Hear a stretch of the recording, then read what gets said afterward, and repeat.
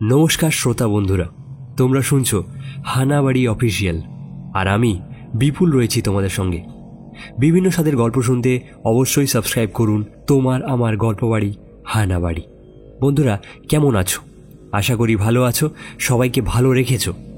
আজকে তোমাদের সামনে নিয়ে এলাম মৃন্ময় দেবনাথের একটা নয় দুটি ভয়ঙ্কর ভৌতিক গ্রাম বাংলার ভূতের গল্প।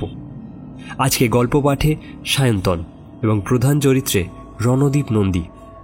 বন্ধুরা, গল্প শুরুর আগে আরও একবার অনুরোধ রেখে গেলাম, আমাদের গল্পগুলি ভালো লাগলে চ্যানেলটিকে সাবস্ক্রাইব করে দিও। তোমরা সাবস্ক্রাইব, শেয়ার এবং কমেন্ট করলে তবেই আমাদের গল্পগুলি বেশি করে মানুষের কাছে পৌঁছে যাবে। তাহলে শুরু হচ্ছে আজকের গল্পগুলি শেষ পর্যন্ত শোনার অনুরোধ রইল।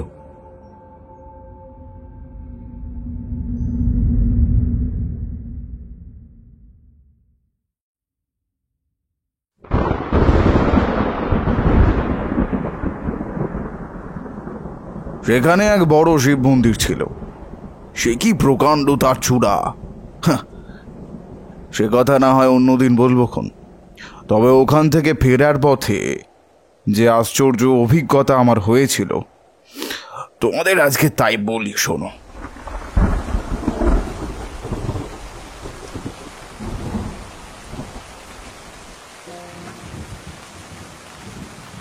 বৃষ্টির শব্দ আরো বেড়ে ওঠে। রমাকান্তের বৈঠকখানার খোলা জানলা দিয়ে এক রাশ ঝোড়ো বাতাস ঢুকে এসে মেঝেতে রাখা লণ্ঠনের শিখাকে মৃদু কাঁপিয়ে দিয়ে যায়। শ্রাবণ মাস। গত 5 দিন ধরে ঘোর বর্ষা নেমেছে। এরই মধ্যে গতকাল ফিরে এসেছে রমাকান্ত। রমাকান্ত সম্ভ্রান্ত ধনবান লোক। আটচালা বাড়ি, গোলা ভরা ধান, গোয়াল ভরা গরু, 2খানা পুকুর, সব মিলিয়ে বেশ সচ্ছল অবস্থা। কিন্তু তা সত্ত্বেও এতটুকু অহংকার নেই। রমাকান্ত গ্রামের মানুষদের খুব পছন্দ করে, ভালোবাসে। পাশাপাশি গাঁয়ের মানুষেরাও তাকে শ্রদ্ধার চোখে দেখে।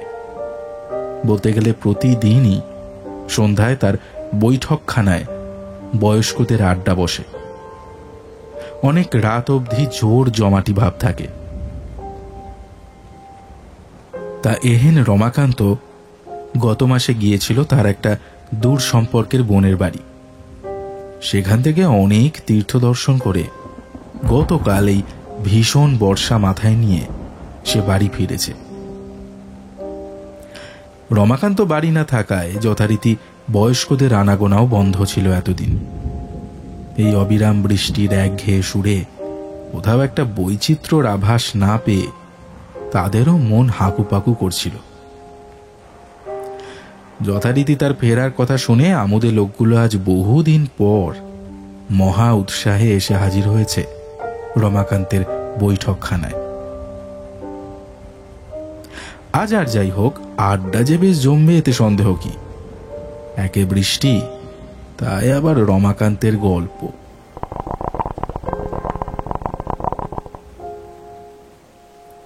হুঁকোখানা ঘুরছে সবার হাতে হাতে। মেঝেতে বিছানো মোটা শতরঞ্জিতে গোল করে বসে সবাই। মাঝখানটায় লণ্ঠনটা রাখা। জলো বাতাসে বেশ একটা শীত শীত ভাব।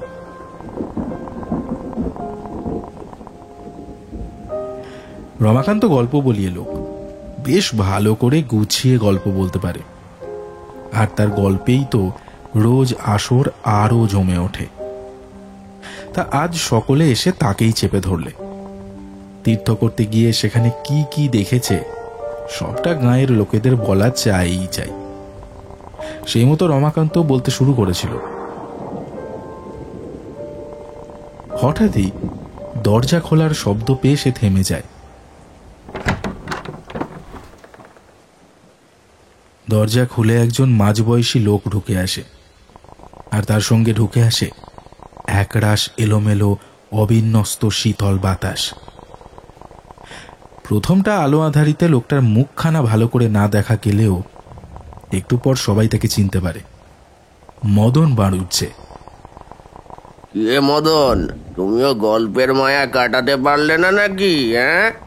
মদন মুচকি হেসে ছাতাটা বন্ধ করে দরজার পাশে ঠেস দিয়ে রাখে। কি হে, আমি ঢুকতেই থেমে গেল সে? নাও নাও হে, বলতে শুরু করো। রমাকান্তের দিকে তাকিয়ে কথাটা ছুঁড়ে দিয়েই মদন ভিড়ের মধ্যে বসে পড়ে। ঘরের খুব কাছেই কোথায় যেন ব্যাঙের ডাক শোনা যায়। চারপাশে শুধু বৃষ্টির অবিরাম ঝমঝম শব্দ।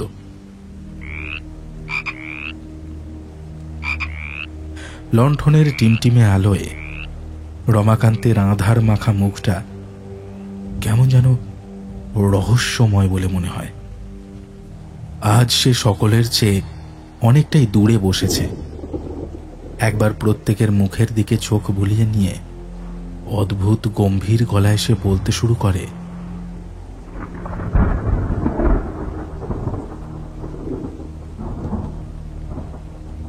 তীর্থ দর্শন করে আমি সোজা বাড়ি ফিরি। যেখানে ছিলুম সেখান থেকে মতিপুর গ্রামটা খুব একটা দূরে নয়, বুঝলে। তা মতিপুরে হরপ্রসাদ নামে আমার এক পরিচিতের বাস, যাতে ব্রাহ্মণ। বহুদিন আগে আমরা একসাথে কাজ করতুম। তা হরপ্রসাদ এই বছর দুয়েক আগেও আমায় নিয়মিত চিঠি দিত। তাতে তার ওখানে একবার পদধূলি দেওয়ার নিমন্ত্রণ থাকতো বারবার। বিভিন্ন কাজের চাপেই কোনোবারই নিমন্ত্রণ রক্ষা করতে পারিনি। তাই এইবার এত কাছে যখন এসেই পড়েছি, তখন ওর ওখানে একবার ঢু মেরে যাব সিদ্ধান্ত নিলাম। কয়েক বছর পরে হলেও নিমন্ত্রণটা তো রক্ষা করা হবে। তাছাড়া মতিপুরে স্টেশন আছে, কাজেই ওখান থেকে গ্রামে ফিরতে খুব একটা সমস্যা হওয়ার কথা নয়।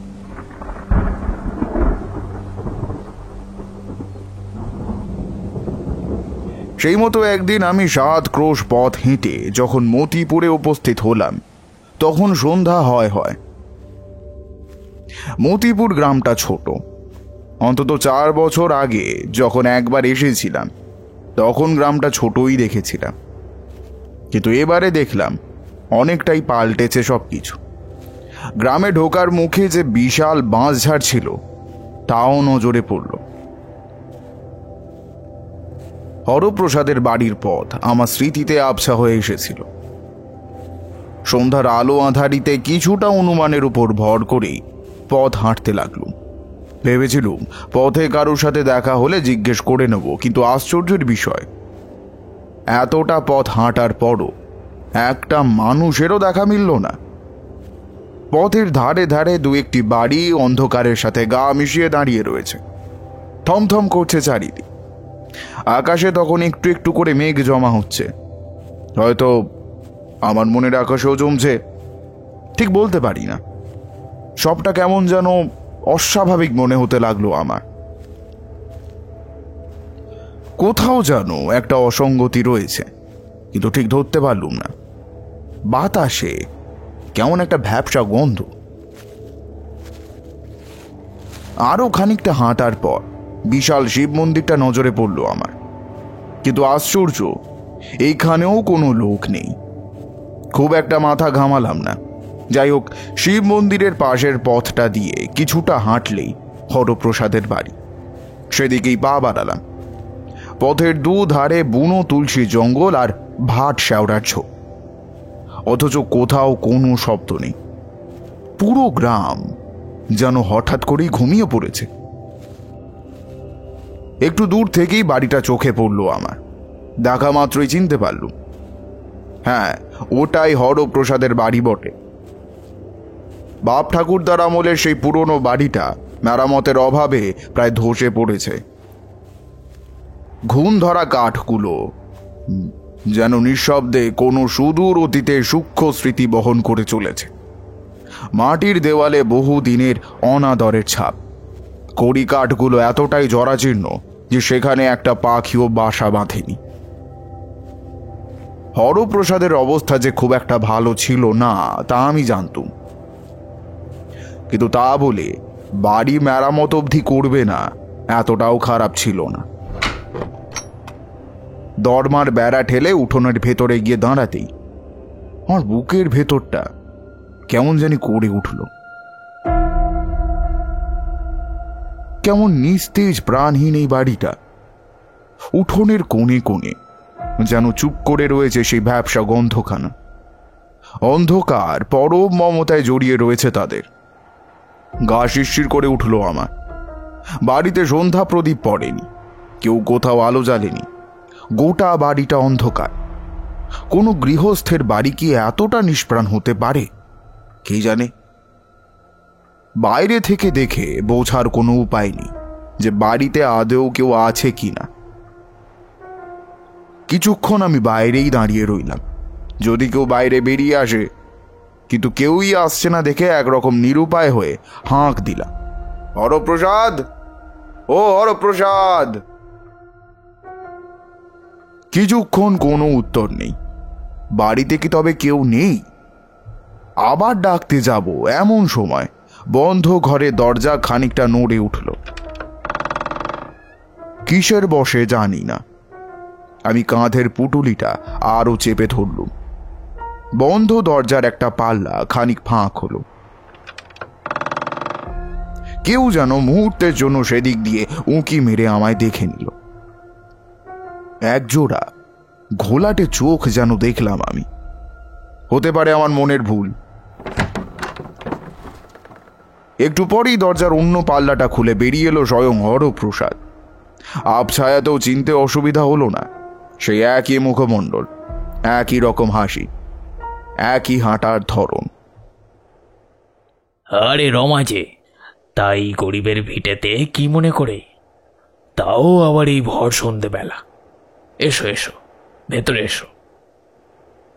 বলতে বলতেই আমার দিকে এগিয়ে এলো সে। আমার কাঁধে একটা হাত রাখলো। চকিতে শিহরিত হয়ে উঠলাম আমি। এটা কার হাত? এমন বরফ শীতল হাত কোনো মানুষের কি হতে পারে? হরপ্রসাদের শরীরে যেন সাপের রক্ত বইছে। আমায় কোনো কথা বলার সুযোগ না দিয়ে সে আমায় ঘরের দিকে নিয়ে গেল। ঘরের ভেতর চাপ চাপ অন্ধকার জমাট বেঁধে রয়েছে। আরে ব্যাপার কি? এত অন্ধকার কেন? আলো জ্বালনি কেন ঘরে? আমতা আমতা করে হরপ্রসাদ যেন কি বলবে ঠিক ভেবে পাচ্ছিল না। না মানে ওই কাজ সেরে ফিরতে একটু দেরি হয়ে গেল, তাই আর কি ওই আলোটা জ্বালা হয়নি। এই সন্ধেবেলা কি কাজ সেরে ফিরলে নাকি? ও কিছু না, ওই ওপাড়ার হরেন মাস্টারের বাড়িতে শেতলা পুজো ছিল। আমি আর কথা বাড়ালাম না। আমাকে তক্তপোষের ধারে বসিয়ে পাশের ঘরে চলে যায় সে। বেশ কিছুক্ষণ পর একটা আধ ভাঙা লণ্ঠন কোত্থেকে বের করে নিয়ে এলো। তেলের অভাবে আগুনের শিখা প্রায় নিভু নিভু। তক্তপোষের উপর সেটা রেখে সে কেমন একটা ঘোলাটে দৃষ্টি মেলে তাকালো আমার দিকে। লণ্ঠনে নিভে আসা আলোয় হরপ্রসাদকে এবার ভালো করে লক্ষ্য করলাম। 4 বছর আগে দেখা সেই হরপ্রসাদই বটে, তবে কোথাও যেন একটা অদ্ভুত পরিবর্তন ঘটেছে তার মধ্যে। কিন্তু পরিবর্তনটা যে ঠিক কি তার কিছুতেই ধরতে পারলুম না। আচ্ছা, তোমার স্ত্রী কোথায় আর মেয়ে? কই তাদের কাউকেই তো দেখছি না। আমার প্রশ্ন শুনে হরপ্রসাদের মুখের উপর মেঘ ঘনিয়ে এলো যেন। খুব ধীর স্বরে সে উত্তর দিল, ওদের বাপের বাড়ি পাঠিয়ে দিয়েছি। কেন?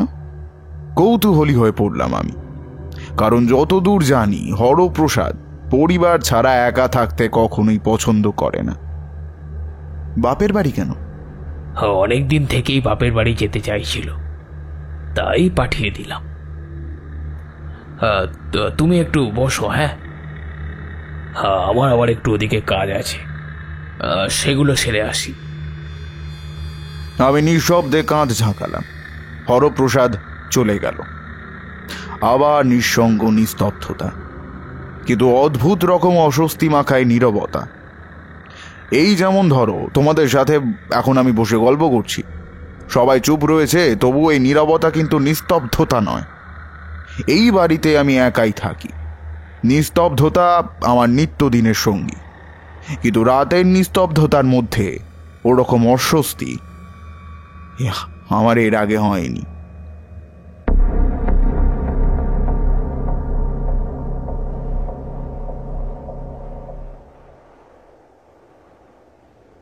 সন্ধ্যার আধার গাঢ় হয়ে রাত নেমে আসে। এইবার লণ্ঠনের ক্ষয়িষ্ণু আলোয় ঘরটাকে চারিদিক থেকে ভালো করে নজর করতে করতে অনেক কিছুই চোখে পড়ল। তক্তপোষের উপর পুরো ধুলো স্তর জমা হয়েছে, দেওয়ালে রাশি রাশি মাকড়সার চাল, মেঝেতে পিঁপড়ে মাটি তুলে একপাশে ঢিবি করে ফেলেছে।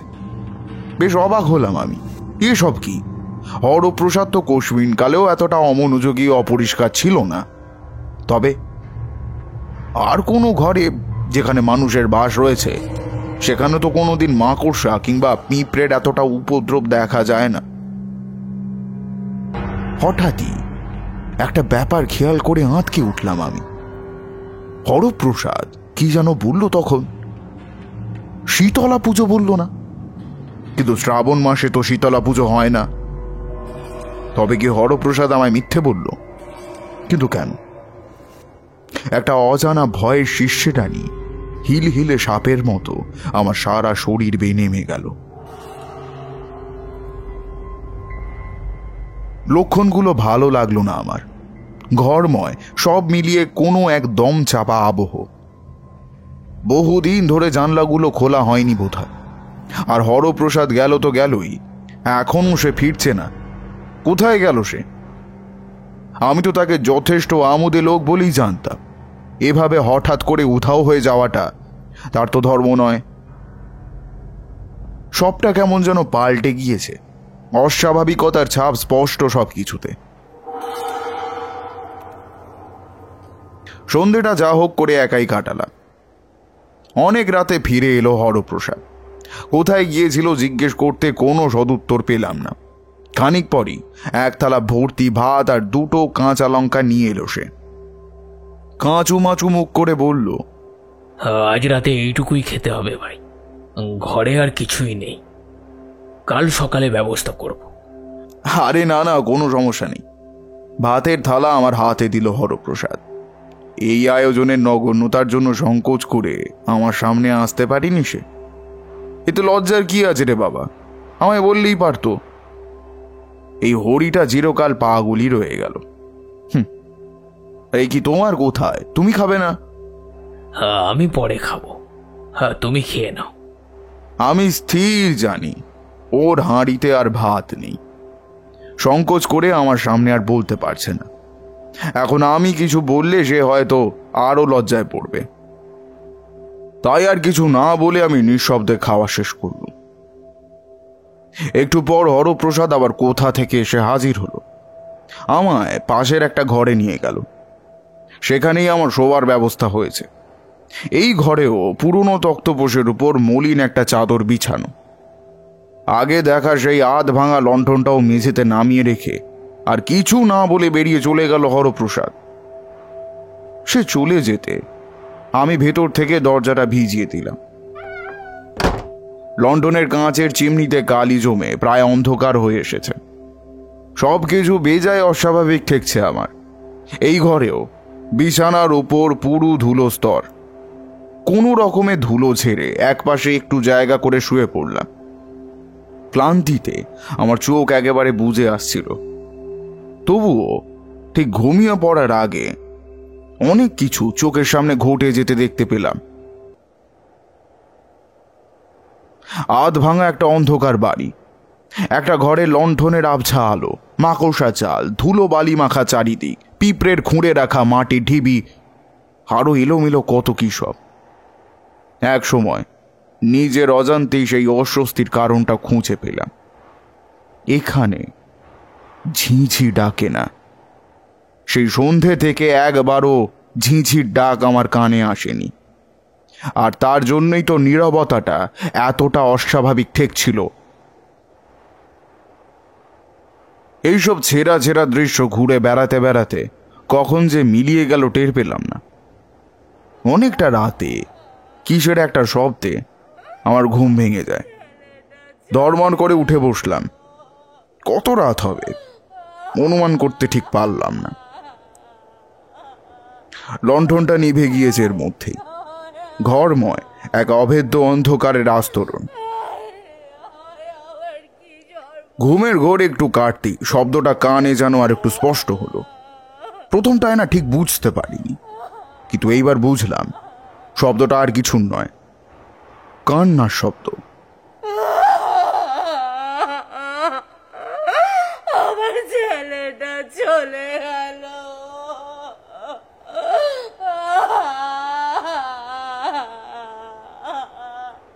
কেউ যেন ফুঁপিয়ে ফুঁপিয়ে কেঁদে চলেছে। কোনো মহিলার গলা।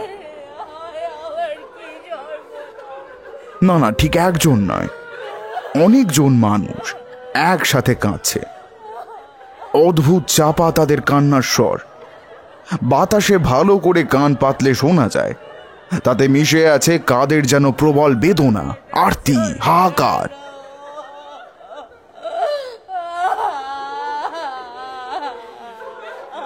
এত রাতে কে কাঁদে?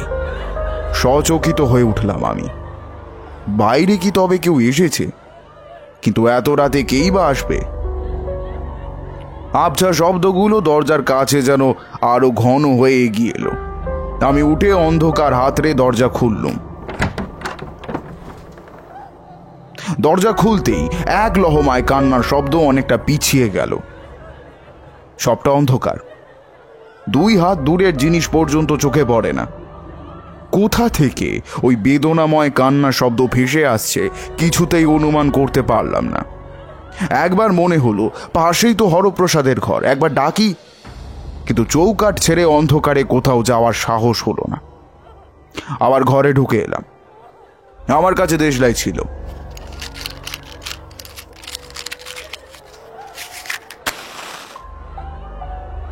লণ্ঠনখানা আবার জ্বালিয়ে দিলাম।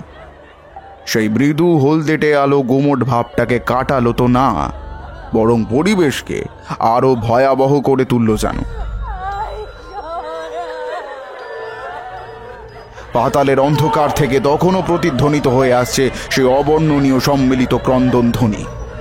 মাতৃহারা শিশু, সন্তানহারা মা, উভয়ের বেদনা যেন মিশে আছে ওই শব্দে। ভয়ে আমার হাত পা ঠান্ডা হয়ে এলো। ধপ করে মেঝেতেই বসে পড়লাম আমি। কতক্ষণ স্তব্ধ হয়ে বসেছিলুম আমার জানা নেই। হঠাৎ চোখে পড়ল তক্তপোষের পায়ের কাছে একটা প্রায় ছিঁড়ে যাওয়া সাদা কাগজের টুকরো কাঠের ভাঁজে গুঁজে রাখা। কি মনে হতে হাত বাড়িয়ে কাগজটা বের করে আনলাম। ছোট্ট একটা কাগজ, তার বেশ খানিকটা ইঁদুর কিংবা কোনো প্রাণীতে কেটে ফেলেছে। ভাঁজ করা কাগজটা আমি লণ্ঠনের সামনে নিয়ে এসে খুলে ধরলুম। খুব আবছা হয়ে প্রায় মিলিয়ে যাওয়া কয়েকটা অক্ষর।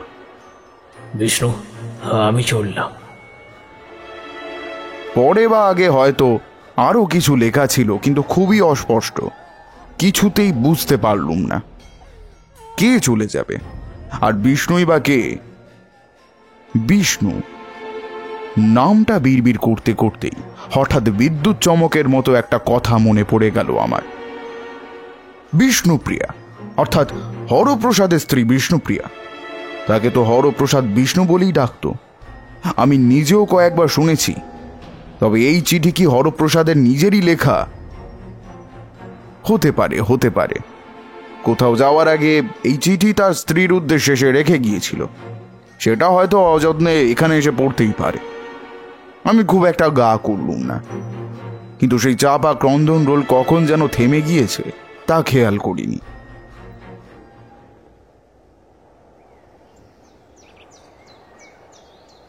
ভোর রাতের দিকে একটু ঘুমিয়ে পড়েছিল। ঘুম যখন ভাঙল বেশ বেলা হয়েছে, কিন্তু আকাশে পুঞ্জ পুঞ্জ মেঘে জমায় সময়ের আন্দাজ পাওয়া যায় না। হরপ্রসাদকেও কোথাও দেখলুম না। সকাল থেকেই কেমন একটা অদ্ভুত অনুভূতি হচ্ছিল আমার। সে অধরা অসঙ্গতিটা বারবার আমায় তাড়িয়ে নিয়ে বেড়াচ্ছিল। যেন কিছু ধরেও ধরতে পারছিলুম না। গলায় আটকে থাকা কাঁটার মতো খচখচ করছিল সেটা। দিনের বেলার আলোয় শ্রীহীন বাড়ির ভাঙা জানলার পাল্লাগুলো উদ্ভট দেখাচ্ছিল। রাতের অন্ধকারে যা সামনে আসেনি সেই অব্যক্ত নীরবতা আমায় বড়ই অতিষ্ঠ করে তুলল। বেলা বাড়ল, তবুও হরপ্রসাদের টিকিটিও পেলুম না। ওদিকে আকাশের মেঘ ঘন হয়ে চারিদিকে অন্ধকার করে এলো। বৃষ্টি নামতে বেশি দেরি নেই বোধহয়। বিকেলের মধ্যেই স্টেশনে না পৌঁছলে ট্রেন পাওয়া যাবে না, অথচ আমায় পরদিনের মধ্যে বাড়ি ফিরতেই হবে। আরও কিছুক্ষণ অপেক্ষা করলাম, কিন্তু শেষে যখন দুপুর ঘনিয়ে এলো তখন নিরুপায় হয়ে আমি পুটুলিটা নিয়ে বেরিয়ে পড়লুম। এভাবে তাকে না জানিয়ে চলে যাওয়াটা ঠিক হবে না জেনেও আমি থামলুম না। ওই নাম না জানা অস্বস্তি আমায় অধীর করে তুলেছিল একদম।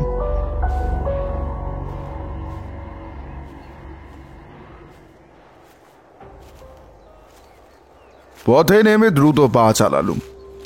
গতকালের মতো আজও নীরব গোটা পথঘাট। আমার পায়ের শব্দের প্রতিধ্বনি আমার কাছেই ফিরে ফিরে আসতে লাগলো। একটা লোককেও দেখতে পেলাম না। গ্রাম ছাড়িয়ে সবে স্টেশনের পথ ধরেছি এমন সময় পেছন থেকে কেউ ডাক দিল, ও মশাই, কোথায় যাচ্ছেন? পিছন ফিরে দেখি একজন বয়স্ক লোক, ধুতি আর ফতুয়া তার পরন, হাতে একটা ছাতা নিয়ে আমার দিকে এগিয়ে আসছে। গত দুদিনের মধ্যে এই হরপ্রসাদ ছাড়া এই প্রথম একটা মানুষের দেখা পেলাম। মনে যে ঠিক কি অনুভূতি হলো তা বলতে পারি। বললুম, স্টেশনের দিকে যাচ্ছি, ওখান থেকে ট্রেন ধরে বাড়ি ফিরব। তা বেশ, চলুন, আমিও ওই দিকে যাচ্ছি। লোকটা আমার সাথেই চলল। চলতে চলতে কথায় কথায় বেশ আলাপ জমে উঠল। একসময় লোকটা আমায় জিজ্ঞেস করলো, আপনি আসছেন কোথা থেকে? কোথা থেকে আবার? এই গ্রাম থেকেই। বৃদ্ধ যেন একটু অবাক হলেন। ওই গ্রাম থেকে মানে? এখানে তো গ্রাম বলতে 3 মাইল দূরে নিমতলা গ্রাম, তারপরে গ্রাম 7 মাইল দূরে। আমি সেই সকাল গড়াতেই বেরিয়ে পড়েছি, তবুও এখনো পৌঁছতে পারলাম না। আর আপনি কি না নিমতলা থেকে এত দূরে তাড়াতাড়ি চলে এলেন? আমি নিমতলা থেকে আসিনি তো। হাসির রেশ টেনেই বললুম, আমি তো এই গ্রামেই ছিলাম। বৃদ্ধের বলি রেখাময় মুখের ভাঁজে ভাঁজে সন্দেহের ছাপ স্পষ্ট হয়ে ওঠে। মশাই, এখানে কোন গ্রাম ঠিক করে বলুন তো? কেন, মতিপুরা? আপনি কি আমার সাথে ঠাট্টা করছেন নাকি? আপনি মতিপুর থেকে আসছেন? আরে ঠাট্টা করবো কেন? আমি তো কাল রাত থেকেই মতিপুরে হরপ্রসাদ মুখুজ্জের বাড়িতে ছিলাম, আজ ওখান থেকেই আসছি। বৃদ্ধ হঠাৎ থমকে দাঁড়িয়ে গেলেন, এমন ভাবে আমার দিকে তাকালেন যেন আমি খুব অবিশ্বাস্য একটা ভুল কথা বলে ফেলেছি। খানিক পর কাঁপা কাঁপা গলায় বললেন, আপনি কাল রাতে মতিপুরে ছিলেন? ওখানে কাউকে দেখেছিলেন? না, মানে কাউকে দেখিনি, কিন্তু হরপ্রসাদের সাথে আমার তো দেখা হয়েছে। এবার আমার সন্দেহ হলো, কাল রাতের এতগুলো অদ্ভুত ঘটনা, তারপর আবার এই বৃদ্ধের এরকম কথাবার্তা আমার মোটেই সুবিধার বলে মনে হলো না। কেন, কি হয়েছে বলুন তো? মতিপুরে ছিলাম, তাতে কি হয়েছে? মাঝ পথে থামিয়ে বৃদ্ধ রহস্যময় কণ্ঠে বলে ওঠেন, আপনি কি কিছুই জানেন না?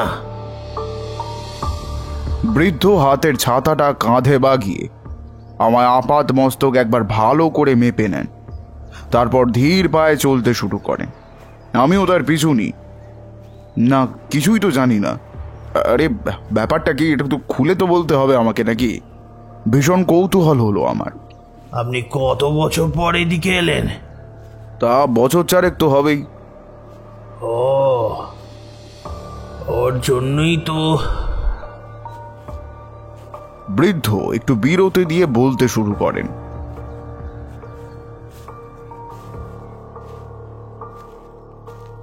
আজ থেকে ঠিক 1.5 বছর, হ্যাঁ 1.5 বছর আগে এক ফাল্গুন মাসে এই মতিপুর গ্রামে সমন হানা দেয়।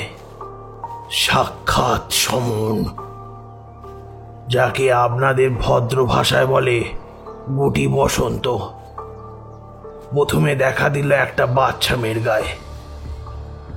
কেউ কিছু বুঝে ওঠার আগেই মারা গেল বাচ্চা মেয়েটা। তারপর একের পর এক ওর পরিবারের সবার হতে থাকে। এভাবে 2 থেকে 4, 4 থেকে 8 হতে হতে সারা গ্রাম ছেয়ে গেল ওই রোগ।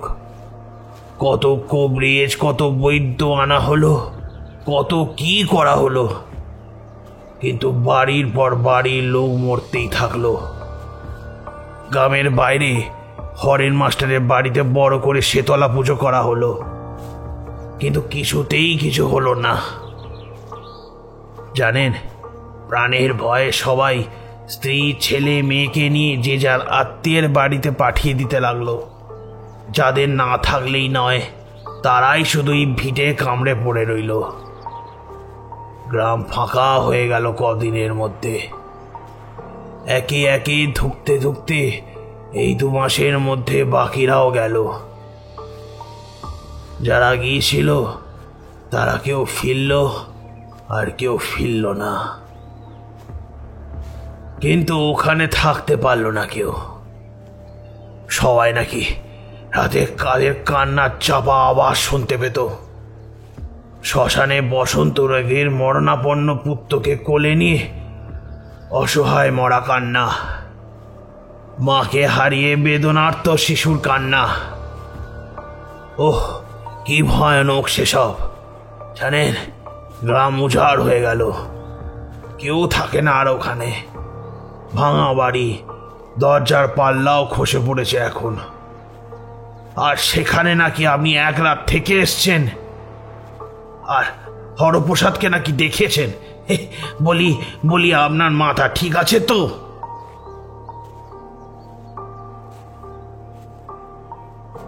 আমি কোনো কথা বলতে পারলুম না। মাথাটা আমার একবার যেন ঘুরে উঠল, কিন্তু কতগুলো কথা আবার পরিষ্কার হয়ে আসছিল মনের মধ্যে। ওই ধুলোবালি, মাকড়সার জাল, ওই কান্না, দিনের আলোয় নিরুদ্দেশ হরপ্রসাদ, মৃত্যু পথযাত্রী হরপ্রসাদের শেষ চিঠি, সব আর এক মৃত্যুপুরীতে থাকার অধরা অসঙ্গতি, সব জলের মতো পরিষ্কার।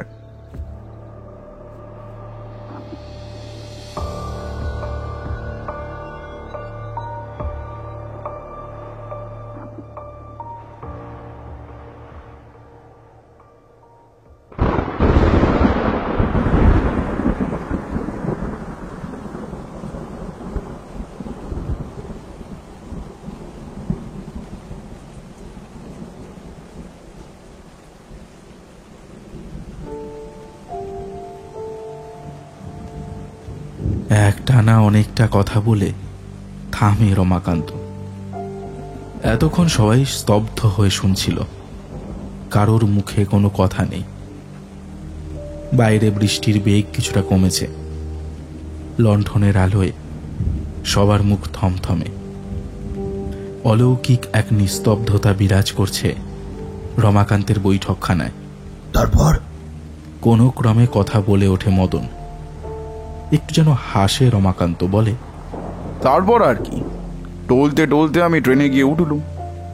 গত রাতের কথাই বারবার মনে পড়ছিল আমার। তারপরের ঘটনা খুব একটা মনে পড়ে না।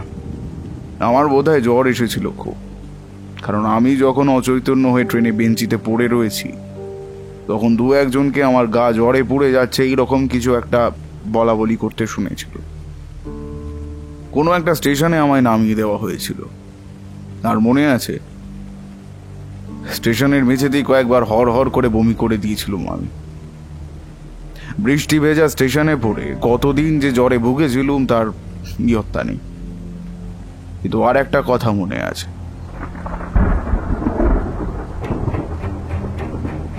আমার মুখে আগুন দিয়ে যখন ফেলে দেওয়া হয়েছিল নদীর চড়ায়, তখন 2টো শেয়াল ঝোপের আড়ালে অপেক্ষা করছিল আমার মাংস খাওয়ার জন্য। বোধহয় তপ্ত রোদে তাদের হিংস্র চাহনি জল জল করছিল।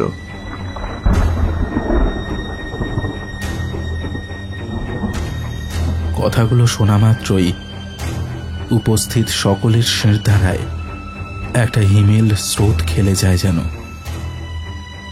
রমাকান্ত কি পাগল হয়ে গেছে, নাকি তাদের সঙ্গে মশকরা করছে? কিন্তু তার মুখ দেখে তো সেরকমটা বোধ হয় না। অথচ কেউ কিছু ভেবে ওঠার আগেই খোলা জানলা দিয়ে হুড়মুড় করে এক দমকা বাতাস ঘরে ঢুকে আসে।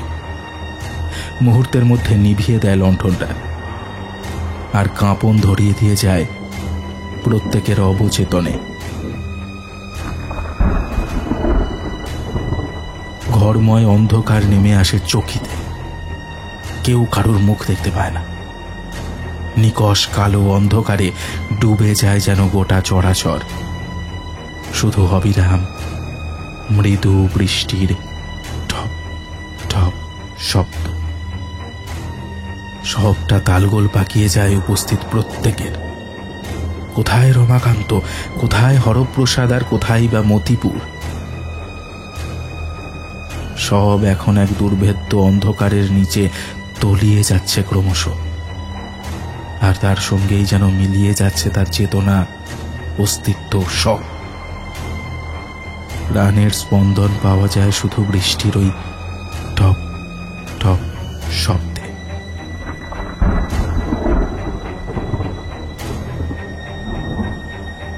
অতর্কিতেই কোথা থেকে যেন শোনা যায় এক প্রবল অট্টহাসির শব্দ, আর তার সঙ্গে এসে মিশে একটা চাপা গোঙানি। সব কিছু যেন কেমন একটা অশুভ ইঙ্গিত দিয়ে যায়।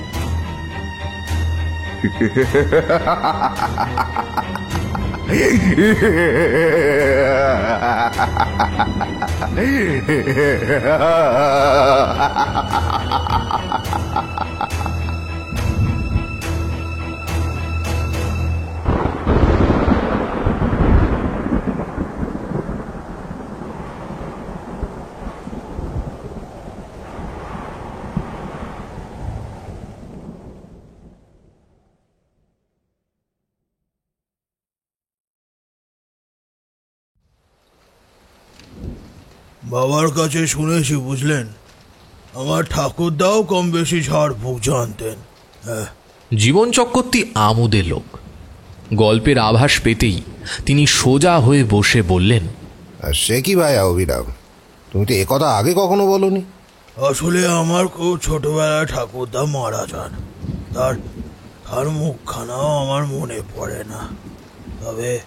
তবে পরে অবশ্য বাবার মুখে শুনেছি ঠাকুরদার ব্যাপারে। বটে? তা কি বলছিলে তোমার ঠাকুরদার ব্যাপারে? তাও আমার বাবার মুখে শোনা, বহুকাল আগেকার ঘটনা। শুনলে হয়তো আপনারাও বিশ্বাস করবেন না। হ্যাঁ,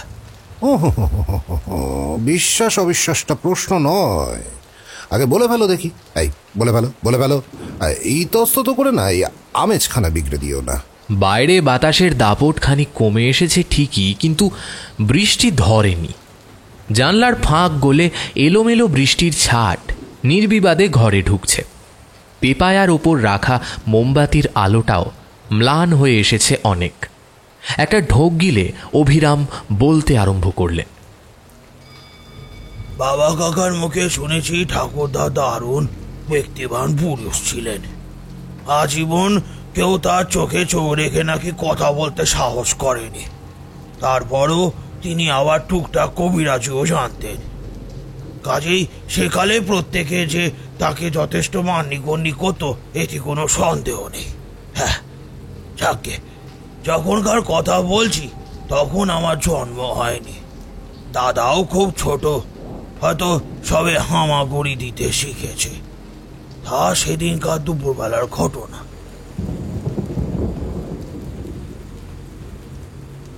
বৈশাখ মাসে ঝাঁঝা করছে দুপুর। লক্ষ্য করে দেখবেন নিশুতি রাত আর নিঝুম দুপুর, এই দুটো সময় গোটা পৃথিবী হঠাৎ যেন থুম মেরে যায়। লোকজনের কোলাহল কমে আসে, পাখিরাও চুপ করে যায়। ভারী হয়ে আসে বাতাস। বাবা গ্রামে কোথায় যেন গিয়েছিলেন, ঠাকুরদা তার পড়ার ঘরে, আর দাদাকে রান্নাঘরের দাওয়ায় বাঁধা কাপড়ের দোলনায় ঘুম পাড়িয়ে মা রান্না করছে। পরিবেশটাও ঠিক আর 5 দিনের মতোই ছিল, কিন্তু কিন্তু হঠাৎই কিছু একটা আঁচ পেয়ে ঠাকুরদা টান টান হয়ে গেলেন। বাতাসে ভালো করে কান পেতে কিছু একটা শুনলেনও যেন। তারপর সোজা বেরিয়ে এলেন রোয়াকে। জলদ গম্ভীর কণ্ঠে মাকে বললেন, বৌমা। মা আধাত ঘুমটা টেনে রান্নাঘরে দাওয়াতে এসে দাঁড়ালো। হয়তো ঠাকুরদার মুখ দেখে কিছু আঁচও করতে পারলেন, কিন্তু মুখে কিন্তু কিছু বললেন না। ঠাকুরদা তেমনি গম্ভীর গলায় আবার হুকুম দিলেন, অবনীকে নিয়ে তাড়াতাড়ি ঘরে যাও। শোনো, দৌড়ে আগল তুলে দেবে। বাইরে যাই হয়ে যাক না কেন, কোনো মতে দরজা খুলবে না। মনে থাকবে, খুব সাবধান। ঠাকুরদার রক্ত শূন্য ফ্যাকাশে মুখ আর আর আশঙ্কা এরকম সাবধান মানি সব মিলিয়ে এক ভীষণ অবঙ্গলে আভাস পেয়ে ওই ভর দুপুরেও মায়ের সারা শরীর হিম হয়ে গেল যেন। হ্যাঁ, আহা, দেরি করো না, তাড়াতাড়ি ওকে নিয়ে ঘরে যাও। পরে সব খুলে বলবো খন, এখন শিগগির যাও। মা আর এক মুহূর্তও দেরি করলো না। দাদাকে বুকে চেপে নিয়ে এক ছুটে ঘরে গিয়ে দরজা বন্ধ করে দিল। ঠাকুরদার আশঙ্কা ভুল ছিল না। মা ঘরে ঢোকার কিছুক্ষণের মধ্যেই পশ্চিম আকাশ কালো করে এক ভীষণ ঘূর্ণি আমাদের বাড়ির দিকে ধেয়ে এলো। ঘূর্ণি বললাম বটে, কিন্তু এ ঠিক সেই রকম নয়। হ্যাঁ, বলে বোঝাতে পারবো কিনা জানি না। ধরুন কোথাও কিছু নেই, কিন্তু একটা বিশাল বট গাছ দূর দূরান্ত গতিতে পাক খেয়ে এগিয়ে এলে যেমন হয়, এই জিনিস যেন অনেকটাই সেরকম। এই দুপুর রোদে সেই ঝড়ের বাতাসের মধ্যে ঠাকুরদা এক জোড়া চোখ যেন জল জল করে দেখতে পেলে। সে কি ভয়াবহ দৃশ্য তা বলবার নয়। আমাদের বাড়ি পশ্চিমে আম, কাঁঠাল, লিচু, সুপারি গাছের বাগান ছিল সেই সময়। দূরের মাঠ পেরিয়ে সেই প্রচণ্ড বাতাসের দম কাটা নেই। সেই আমাদের বাগানের কাছাকাছি এসেছে ঠাকুরদা অমনি এক লাফে উঠোনে নেমে দাঁড়ালেন। এক মুঠো মাটি হাতে তুলে নিয়ে আকাশের দিকে চেয়ে কি সব যেন বলতে লাগলেন।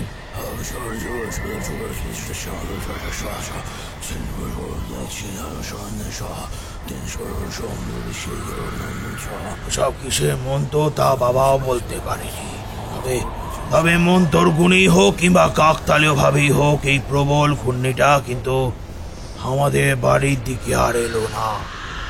দক্ষিণ দিকে ঘুরে নদীর দিকে চলে গেল।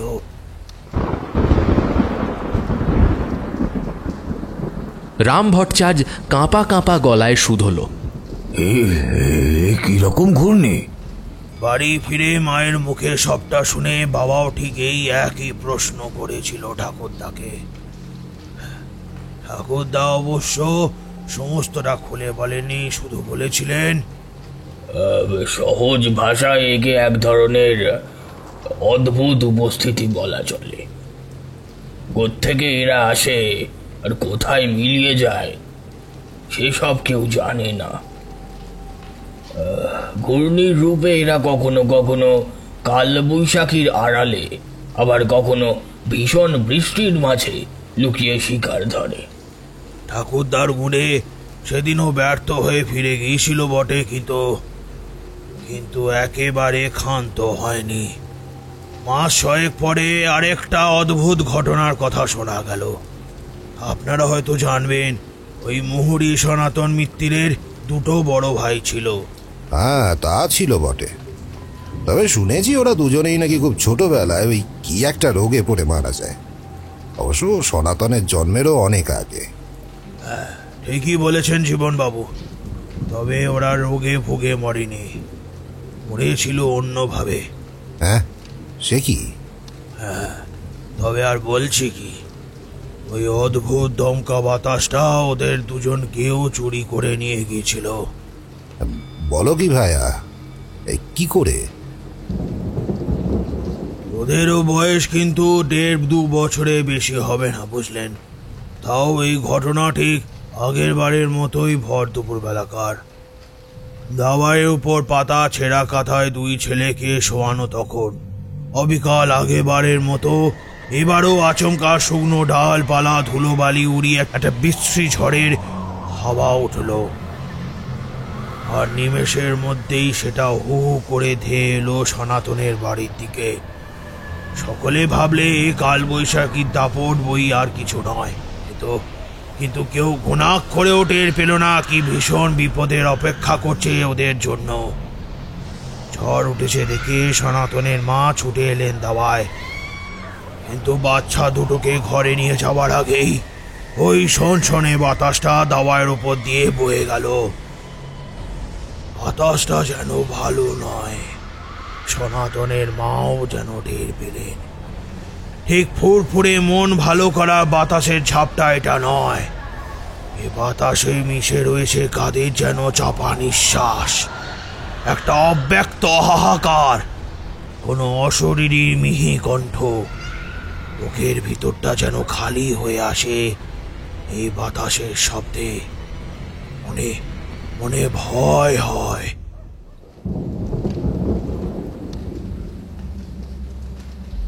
বাচ্চাদের ঘরে নিয়ে যেতেই বড় ছেলেটা ঘুমিয়ে পড়ল, কিন্তু কে জানতো যে ঘুমিয়ে থাকা বড় ছেলের সেই ঘুম আর কোনোদিনও ভাঙবে না। চির ঘুম, মরণ ঘুম। শোকের ছায়া নেমে এলো সনাতনের বাড়ির ওপর, কিন্তু এখানেই শেষ হলো না। দুঃখের প্রথম ধাক্কা সামলে ওঠার পর দ্বিতীয় ধাক্কাটা লাগলো। কোনো রোগ ব্যাধি নেই, কিছু নেই, হঠাৎই ছোট ছেলেটাও মারা গেল। কেউ না জানলেও ঠাকুরদা নিশ্চিত জানতেন এই কাজ সেই শয়তানের। সেই দিন দাদাকে নিয়ে আসতে পারেনি, কিন্তু সনাতনের দুই ভাইকে নিয়ে ওর খিদে ও ঠিক মিটিয়েছে। ঠাকুরদার কাছে আরো শুনেছিলাম ওরা নাকি শুধু ছোট বাচ্চাদের শিকার করে। এ বাতাস খুব খারাপ, যে বাড়ির ওপর দিয়ে হাওয়া বয়ে যায় সেই বাড়ির সব কড়ি কাঠে, সব ঘরের আনাচে কানাচে চিরকাল মৃত্যুর হাহাকার ঘুরে বেড়ায়। ওকে বলে মৃত্যুর নিঃশ্বাস যদি একবার ছোট কোনো শিশুর গায়ে লাগে তবে নাকি সেই বাচ্চার প্রাণটাও এই বাতাস সঙ্গে করে নিয়ে যায়। খুব খুব ভয়ঙ্কর ওরা। অবিরাম থামলেন, কিন্তু অনেকক্ষণ কারোর মুখে কোনো কথা ফুটল না। নীরবতা ভেঙে রাম ভট্টাচার্য বলে উঠল, এরা কি এখনো আছে? থাকবে না কেন? হ্যাঁ, নিশ্চয়ই আছে। এরকম ঝড় বৃষ্টির মধ্যে তো তারা নিজেদের গোপন করে শিকার খোঁজে। সৃষ্টির সেই শুরু থেকে ওরা আছে, এমনকি আজীবন থাকবে। রাম ভট্টাচার্য একটা লম্বা শ্বাস টেনে বললেন, আমার দাদুর মুখেও এরকম ঘটনা শুনেছিলাম খুব ছোটবেলায়। আজ থেকে 60-70 বছর আগেকার লোকজন এইসব বহু ঘটনা জানে, সেসব তাদের নিজের চোখেই দেখা। খুব স্বাভাবিক।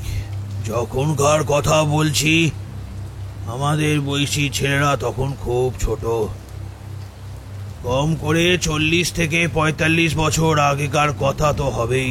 তাহলেই ভেবে দেখো সেই সব সময় গ্রামের পরিবেশ কেমন ছিল। লোকজন ছিল এখনকার 10 ভাগের 1 ভাগ। ফাঁকা মাঠের অনেক দূরে দূরে একটা একটা করে বাড়ি, গাছগাছালি, বন জঙ্গলে ভরা চারদিক। সন্ধে নামার পর দূর দূরান্তে দুটো একটা আলোর ফুটকি দেখা যেত শুধু। সব নিকেশ কালো অন্ধকার। এরকম পরিবেশে মানুষজন রাস্তাঘাটে হামেশাই অদ্ভুত সব ঘটনা দেখত, কত কিছুই যে শোনা যেত। হ্যাঁ, তা আমার দাদুর কাছেই শোনা ঘটনাখানা বলি, শুনবেন? বলে ফেলো হে। জীবন চক্রবর্তী আবারও একটু নড়ে চড়ে বসলেন। শোনো, আজকের এই বর্ষার সন্ধ্যায় তোমাদের ডাকা তো ওই জন্যই। আজ রাতে আর কারেন্ট আসবে বলে মনে হয় না। এদিকে রান্না হতে এখনো বহু দেরি। আরো খান কতক জমাটি গল্প হোক না। ইয়ে, তাহলে বলেই ফেলি, বলুন।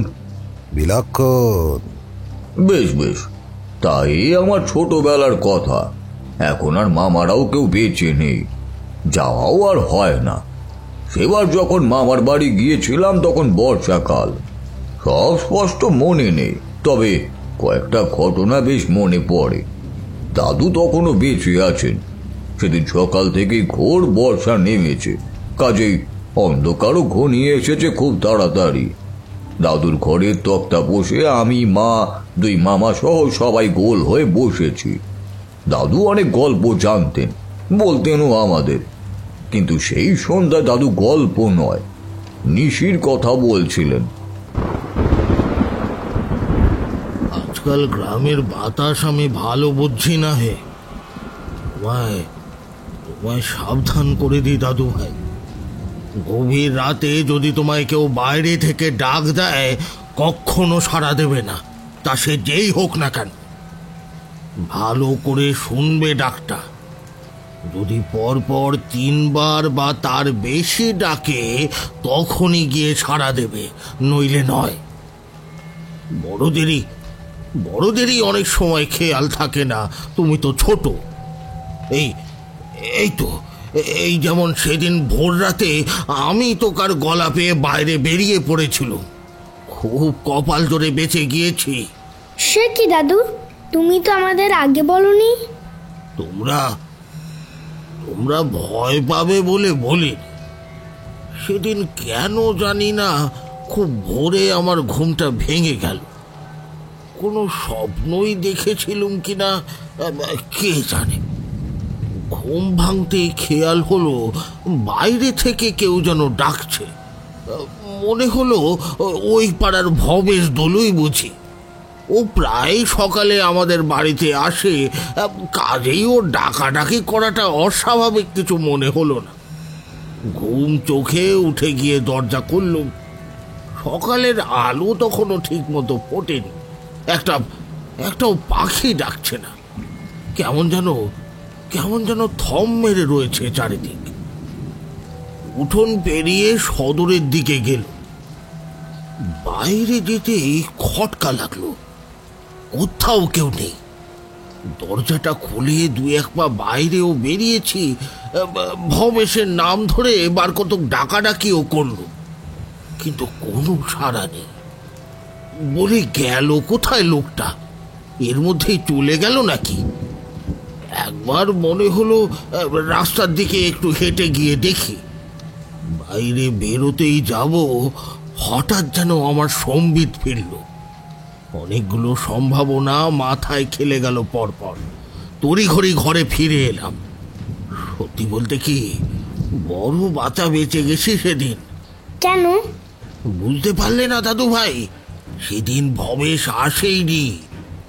আমি যে গলা শুনেছি তা আর কিছু নয়, নিশির ডাক। নিশির ডাক? হ্যাঁ গো দাদু ভাই, নিশির ডাক। আমি বেশ বুঝতে পারছি, গায়ের বাতাসে নিশি ঢুকেছে। তার মধ্যে এই বর্ষার রাত, ভোরের দিকে বৃষ্টি থামলে যখন একটা শিরশিরে শীত জাঁকিয়ে বসবে, একটা হালকা ঘুমের আবেশে তুমি ডুবে যেতে থাকবে একটু একটু করে। আর ঠিক তখনই নিশি তোমায় ডাকবে। চেতনা আর জাগরণের মাঝামাঝি একটা জায়গায় তুমি সাড়া দিয়েও ফেলবে। খেলা শেষ তক্ষণি। ও তোমায় ডেকে নিয়ে যাবে কোনো অন্ধকার বাঁশবনে কিংবা কোনো নদীর চড়ায়, আর তারপর ঘাড় মুটকে ওইখানেই তোমায় পুঁতে ফেলবে। আচ্ছা দাদু, তুমি কখনো নিজের চোখে নিশি দেখেছো? নিশিকে তো দেখা যায় না দাদু ভাই, তবে যাদের দেখা যায় তাদের দেখেছি। আর শুধু একবার নয়, বহুবার। সত্যি? তাহলে বলো না দাদু, আরেকটা গল্প শুনবে? বেশ বেশ, তবে একবারকার ঘটনা বলি। সেকালে সেকালে সদানন্দর বাড়ি আমি প্রায়শই যেত। সদানন্দ আমার পিস্তুত ভাই। ঘন ঘন যাতায়াত করতুম বলেই ওখানকার লোকজনের সাথেও আমার বেশ ভালোই পরিচয় ছিল। বেশিরভাগ সন্ধেগুলোই গায়ের বাজারে নিবারণের ঘুপচি হোমিওপ্যাথির দোকানে আড্ডা দিয়েই কাটাতুম আমি।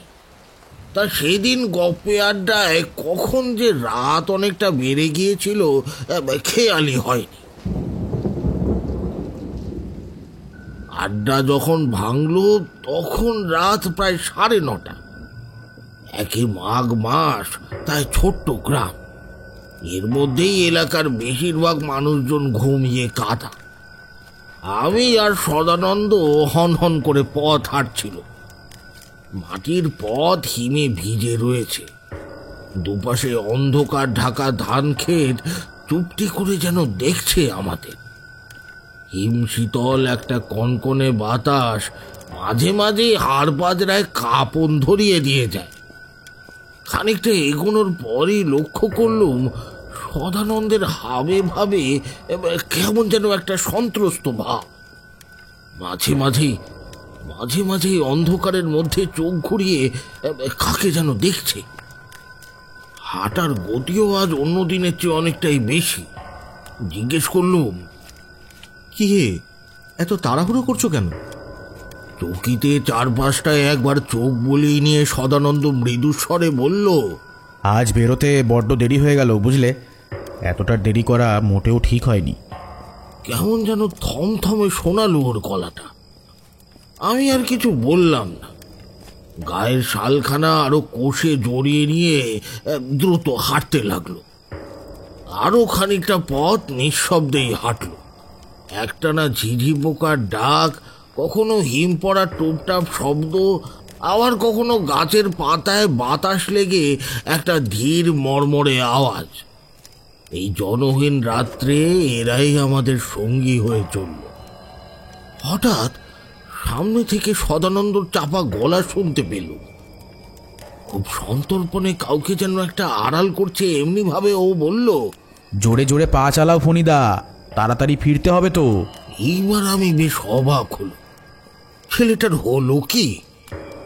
আজ হঠাৎ ও এরকম তাড়াহুড়ো করছে কেন? বললুম, আহাব, অত তাড়াহুড়ো কিসের বাপু?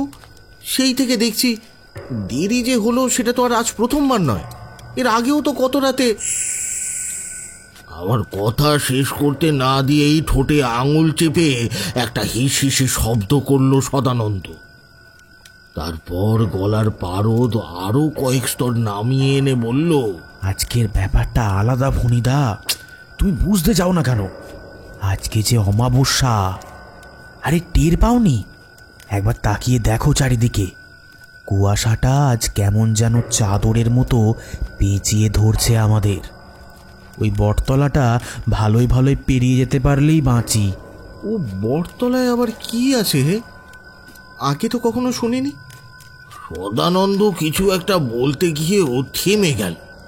ওলাটে কুয়াশার ফাঁক গলে অদূরে পথের বাঁকের জমাট অন্ধকারে দাঁড়িয়ে প্রকাণ্ড বটগাছটা খানিকটা স্পষ্ট হয়ে উঠেছে। গাছটার ডালপালা এইরকমই যে হঠাৎ দেখলে কেমন যেন ভয় হয়। মনে হয় যেন একটা প্রকাণ্ড ছায়ামূর্তি অন্ধকারে গা মিশিয়ে দাঁড়িয়ে হাতছানি দিয়ে কাছে ডাকছে কাউকে। ফণিদা শোনো, যাই হয়ে যাক, আমি আবার বলছি, যাই হয়ে যাক, যা কিছুই দেখো না কেন, ওই বট গাছের নিচে কিন্তু ভুলেও দাঁড়াবে না, যাই হয়ে যাক না কেন। বলো কি, বাঘটা গেছে নাকি? সদানন্দ এ কথার কোনো জবাবই দিল না, শুধু একবার ভয়ার্ত চোখে বটগাছটার দিকে চাইল সে। আরে বাঘটাক আছে কি নেই সেসব তোমার দেখার দরকার নেই। আমি যেটা বলছি কথাটা যেন মনে থাকে, ওখানে কিন্তু ভুলেও দাঁড়াবে না। সদানন্দের গলাটা খানিক কেঁপে গেল না? বেশ বুঝলুম একটু হলেও সে ভয় পেয়েছে। মুখে কিছু না বললেও ওর চাপা স্বরের কথাবার্তা, ওর পাংশু মুখের অভিব্যক্তি সেই ইঙ্গিতই দিচ্ছে। বাঁকের মুখটা জুড়ে রয়েছে সেই সুবিশাল প্রাচীন বুড়িনামা বট গাছটা। গাছটার কাছাকাছি পৌঁছতেই টের পেলুম জায়গাটা যেন একটু বেশি ঠান্ডা, তবে তাতে অস্বাভাবিকতার কিছুই নেই। প্রকাণ্ড গাছটার ফাঁক ফোকরে গলে দিনে মানেও হয়তো আলো ঢুকতে পারে না। কেমন একটা ঝোপসি অন্ধকার গাছটার চারিদিকে। গাছের দিকেই চোখ রেখে এগোচ্ছিল। কয়েক পা এগিয়েছি, এমন সময় হঠাৎ একটা দৃশ্য দেখে ভয়ানক চমকে উঠল। গাছের গুড়ির কাছটায় মোটা শেকড়ে হাঁটু মুড়ে বসে আছে একটা অন্ধকার ছায়ামূর্তি। ও কে? এত রাতে এইখানে বট গাছের নিচেই বা কি করছে? থমকে দাঁড়িয়ে পড়ল। অবয়বটা স্থির পাথরের মূর্তির মতোই নিশ্চল। মুখটা তার হাঁটুর ফাঁকে গোজা। চেহারাটা ভালো করে বোঝা যায় না। আমি অস্ফুটে শুধলুম, কে ওখানে? আধারে মোড়া লোকটা কোনো উত্তর দিল না, শুধু ধীরে ধীরে মাথা তুলে আমার দিকে চাইল। ততক্ষণে ওই আধো অন্ধকারে আমার চোখও শুয়ে এসেছিল। অস্পষ্ট হলেও লোকটার মুখখানা এবার চোখে পড়ল, আর চোখে পড়া মাত্রই আমার বুকের ভেতরটা কেমন যেন ধক করে উঠল। এ কে? সদানন্দ না? ভয়ে নিমেষে পিঠের ভেতরটা কেমন যেন খালি হয়ে এলো। এ যে ঠিক সদানন্দ, সেই একই চাদর মুড়ি দেওয়া শরীর, সেই একই মুখভঙ্গি, কিন্তু কিন্তু কি করে? একটু আগেও তো আমার সামনেই হাঁটছিল। শীত দ্বারা বেয়ে হিমেল রক্তের স্রোত বয়ে গেল। ছায়ামূর্তিটা তখনও নিষ্পলকে আমাকেই দেখছে। কি ভয়ঙ্কর সেই চাহনি! রক্তশূন্য বিবর্ণ মুখখানা যে কি বিভৎস দেখাচ্ছে আমি তা বলে বোঝাতে পারবো না। আমার হাত পা তখন প্রায় অসাড় হয়ে এসেছে। কোনো মতে চারিদিক ঘুরে তাকালুম, কোথাও কেউ নেই। খাকা করা অন্ধকারটা যেন হামাগুড়ি দিয়ে কিছুটা এগিয়ে এলো আমার দিকে।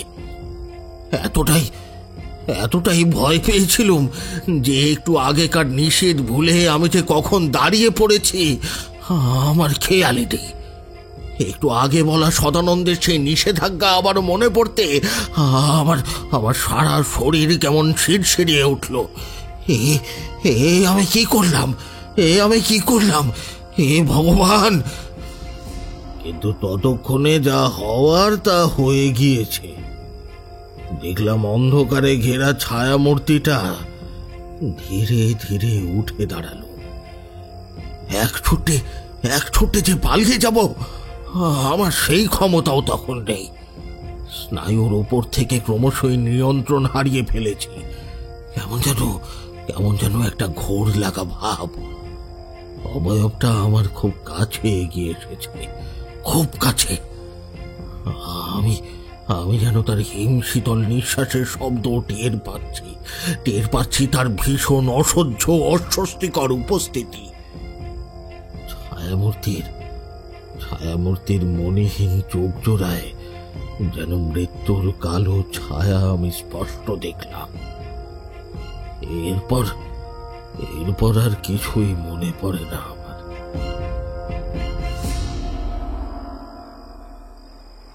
যখন ফিরলাম তখন আমি সদানন্দর বাড়িতে। আমার শিয়রের কাছেই বসে আছে ও। টিমটিমে হারিকেনের রক্তশূন্য আলোয় ওর ফ্যাকাশে মুখে স্পষ্ট ভয়ের ছাপ। আমি চোখ মেলতে দেখেই জিজ্ঞেস করলো, কি হয়েছিল ফণিদা?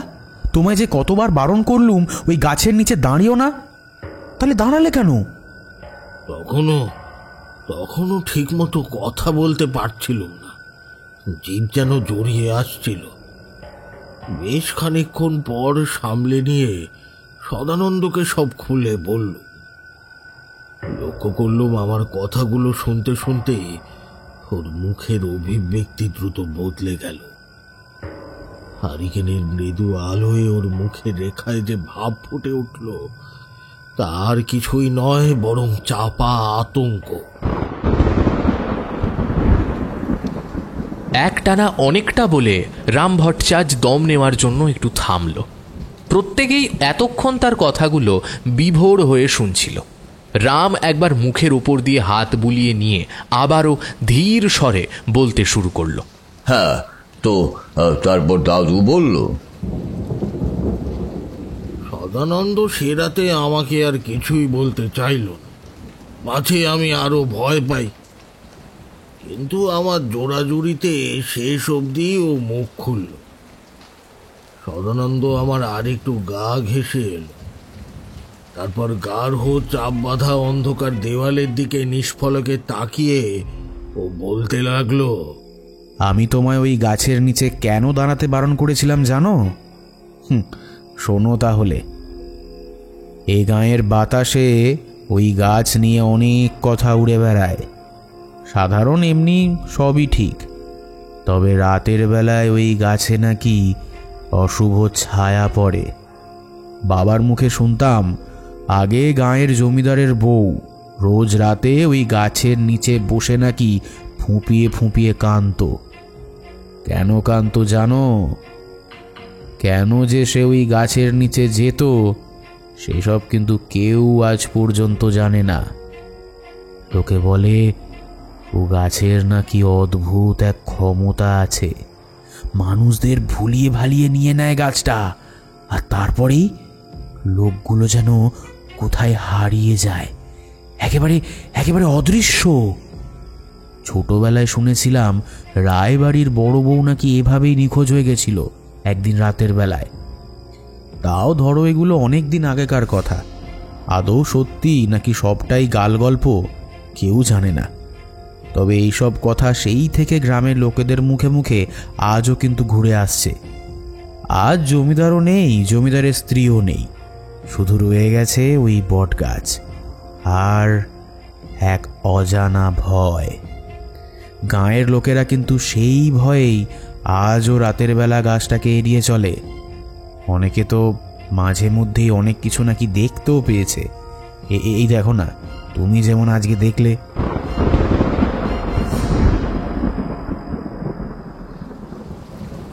দাদু একটা দীর্ঘশ্বাস ফেলে থামলেন, শেষে বললেন, দেখো দাদু ভাই, তোমরা হয়তো এইসবকে আমার চোখের ভুল ভেবে অবিশ্বাস করবে, কিন্তু আর যাই হোক, নিজের চোখে দেখা ঘটনাকে আমি নিজে অবিশ্বাস করতে পারি না। সত্যি কথা কি বলতো, যতক্ষণ না কেউ নিজের চোখে দেখছে ততক্ষণ কেউ এইসব অতি প্রাকৃতে বিশ্বাসই করতে চায় না। দাদুর এই কথাগুলো যে কি ভীষণ সত্যি তা আমি এখন টের পাই। এই পুরনো দিনে ফেলে আসা গল্প শুনতে বসলে যেন নিজের ছোটবেলায় ফিরে যাওয়া যায়। কি দিন ছিল সেসব, কোনো ভাবনা ছিল না। আজকের মতো এই রোজকারে ইঁদুর দৌড়ে হেরে যাওয়ার ভয় ছিল না। অভিরাম একটা দীর্ঘশ্বাস ফেললেন। এমনিতে তিনি গল্পবাজ লোক হলেও গল্প বলার চেয়ে শুনতে বেশি পছন্দ করেন, কিন্তু আজ যেন তাকেও গল্পে পেয়েছে। মুচকি হেসে বললেন, একটা ঘটনা মনে পড়ছে বেশ। রাম বলল না, নিজে না দেখলে মানুষ ওসব অলৌকিক কোনোদিনই বিশ্বাস করে না। আদতেই তাই। আমার কম বয়সে আমি নিজেই তো এই ভূত প্রেত অলৌকিক লৌকিক অতিলৌকিক কিছুই বিশ্বাস করতাম না, যাকে বলে একেবারে বেপরোয়া ছিলাম। কিন্তু একবার এমন একটা ঘটনা ব্যাপার ঘটলো যা আমার এই ধারণার ভিত রীতিমতো নাড়িয়ে দিল। ওই আমার জীবনে একমাত্র অলৌকিক অভিজ্ঞতা। চক্রবর্তীমশাই আরেকখানা গল্পের পূর্বাভাস পেয়ে তড়াক করে সোজা হয়ে উঠতেই যাচ্ছিলেন। অভিরাম হেসে ফেলে বললেন, আমার নিজের অভিজ্ঞতা বলছি বটে, তবে জীবনবাবু, আমার মুখে শোনাই ঘটনা আপনাদের কখনো বিশ্বাস হবে না, এ আমি হলফ করে বলতে পারি। হ্যাঁ হ্যাঁ, আজ এই আবছায়া অন্ধকারে বৃষ্টির মধ্যে বসে কথাগুলো একটু আধটু বিশ্বাসযোগ্য বলে মনে হলেও হয়তো হতে পারে, কিন্তু কিন্তু দিনের আলোয় এসব নিতান্তই গাঁজাখড়ি ছাড়া আর কিছুই নয়। আজ আমরা অনেক আধুনিক হয়েছি, শহরের উজ্জ্বল নিয়ন আলোয় দাঁড়িয়ে অলৌকিকে বিশ্বাস করি না, কিন্তু কিন্তু ধরুন এক নিশুতি রাতে আমাদের কেউ একজন শহরে নির্জন রাজপথ ধরে একা একা ফিরছে, কোথাও কেউ নেই। হঠাৎ হঠাৎ যদি সামনে গলি দিয়ে একজন অচেনা লোক বেরিয়ে এসে মুখোমুখি দাঁড়ায়, আর যদি অকারণে সে আগন্তুক কিছুক্ষণ স্থির চোখে পথচারীর দিকে তাকিয়ে থাকে, তবে তবে আমি নিশ্চিত ওই শহরে আধুনিক রাজপথে উজ্জ্বল হলুদ গ্যাসবাতি আলোতে দাঁড়িয়ে পথচারীর গা ছমছম করতে বাধ্য। আমার কি মনে হয় জানেন, ভয় পাওয়া আর না পাওয়া শুধু পরিস্থিতি আর সময় ব্যাপার।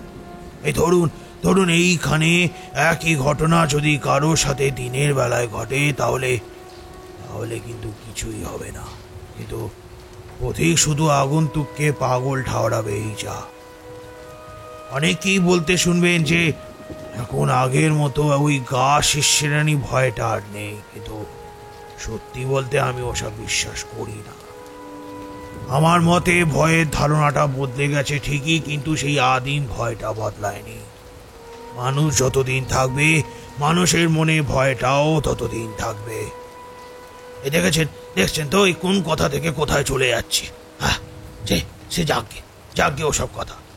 তা যা বলছিলাম, আমাদের দেশের বাড়ি বাঁকুড়া জেলায় মহেশপুর গ্রামে। সদরি স্টেশন থেকে প্রায় মাইল 5 পথ। তা সেবারে ফাল্গুন মাসের মাঝামাঝি সময় মহেশপুর গিয়েছিল। ওখানে আমার কিছু জমি জমা আছে। আমার এক দূর সম্পর্কে জ্ঞাতি ভাই অরবিন্দই সেই দেখাশোনা করে। আমি 9 মাসে 6 মাসে এক আধবার যাই। বেশ মনে আছে, তখন ওই পথে রিক্সা আসেনি, মোষের গাড়িতেই লোকজনের যাতায়াত করত। তা আমি যখন অরবিন্দর বাড়িতে গিয়ে পৌঁছালাম, তখন বেলা প্রায় ফুরিয়ে এসছে। বাতাসে একটা হিম হিম ভাব। এ কথা সে কথা আলোচনা করতে করতে সন্ধ্যাটা বেশ ভালোভাবেই কাটলো। সারাদিনের ধকলে শরীরটা ভীষণ ক্লান্ত লাগছিল, কাজে তাড়াতাড়ি খাওয়া দাওয়া সেরে শুয়ে পড়লাম। ঘুমিয়েও পড়েছিলাম, কিন্তু কিন্তু হঠাৎ একবার কিসের যেন ঘুমটা ভেঙে গেল। কোথা দিয়ে ঘরের মধ্যে একটা ঠান্ডা শিরশিরানি বাতাস ঢুকেছে। কম্বলটা গায়ে আরো কষিয়ে জড়িয়ে নিলাম, কিন্তু কিন্তু তাও ঘুম এলো না। রাত তখন কত হিসেব নেই। বাড়ির কাছেই কোথা থেকে রাতচরা পাখির ডাক ভেসে আসছে। চুপচাপ শুয়ে আছি, হঠাৎ হঠাৎ একটা উৎকট চিৎকার কানে এলো। মানুষের চিৎকার নয়, রক্ত জল করা সে এক ভয়ঙ্কর বিকট আর্তনাদ। বিভৎস সেই শব্দ, যেন কোনো বিশাল জন্তু বাঁধন ছিঁড়ে পালাবার জন্য প্রাণপণে চিৎকার করছে, হুঙ্কার দিচ্ছে। আমি আতঙ্কে নিথর হয়ে বিছানায় পড়ে রইলুম। প্রথমটা তো ভয়ে প্রাণ বেরিয়ে যাবার জোগাড়। পৃথিবীতে কি এমন জন্তু আছে যে এই রকম অমানসিক আর্তনাদ করতে পারে? হ্যাঁ। খানিকক্ষণ পরে একটু ধাতস্থ হয়ে বোঝার চেষ্টা করলাম চিৎকারটা ঠিক কোথা থেকে আসছে। সেই প্রচন্ড আর্তনাদে প্রত্যেকটা বাড়ির মাটি, ঘর সবকিছু থরথরিয়ে কেঁপে উঠছে যেন।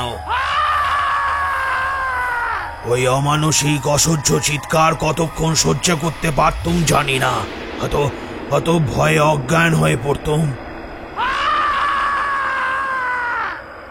কিন্তু আমায় চমকে দিয়ে যেভাবে আচমকা শব্দটা শুরু হয়েছিল, ঠিক সেইভাবেই সেইভাবেই অতর্কিতে সেটা থেমে গেল। বাকি রাতটুকু আমি মরার মতো বিছানায় শুয়ে পড়ে রইলুম। নড়াচড়া সাহস বা শক্তি কোনোটাই ছিল না।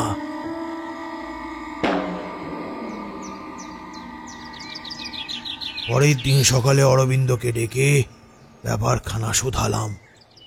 হ্যাঁ, ঘটনাটা কি বলো তো? কাল এতক্ষণ ধরে কথা হলো, কই তখন তো কিছু বললে না। ঘটনা? কোন ঘটনা অবিরামদা? আরে এখন বলো না যে কাল রাতে ওই অমানসিক শব্দটা তুমি শোনোনি? হ্যাঁ, কাল রাতে? তুমি কি তখনও ঘুমাওনি? ওই ভয়ানক চিৎকারে মানুষ ঘুমায় না, হে, একেবারে অক্কা পায়। অরবিন্দ যেন চুপ করে গেল। সবাই চারপাশটা দেখে নিয়ে চাপা গলায় বলল, তুমি এটা টের পেয়েছিলে যে শব্দটা কোন দিক থেকে আসছে? আমি মাথা নাড়ালাম। কিন্তু কিন্তু ওই রকম কান ফাটানো চিৎকার কিসের? আমিও ঠিক জানি না। মানে?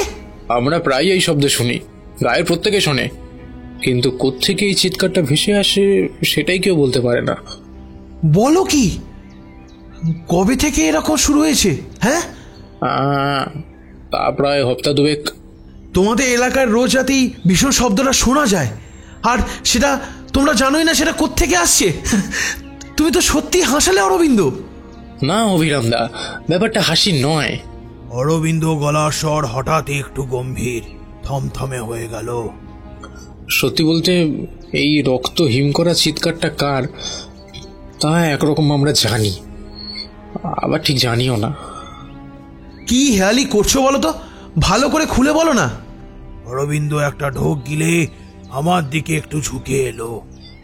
তাহলে বলি শোনো, আজ প্রায় 1.5 মাস হলো, বুঝলে, দীনবন্ধু সরকারের পুরনো কোঠা বাড়িটা আর তার পেছনের ওই ঘন বাঁশবাগানখানা নগদ দামে কিনে নিয়েছে হরিবারুজ্জে নামে এক মাঝবয়সী লোক।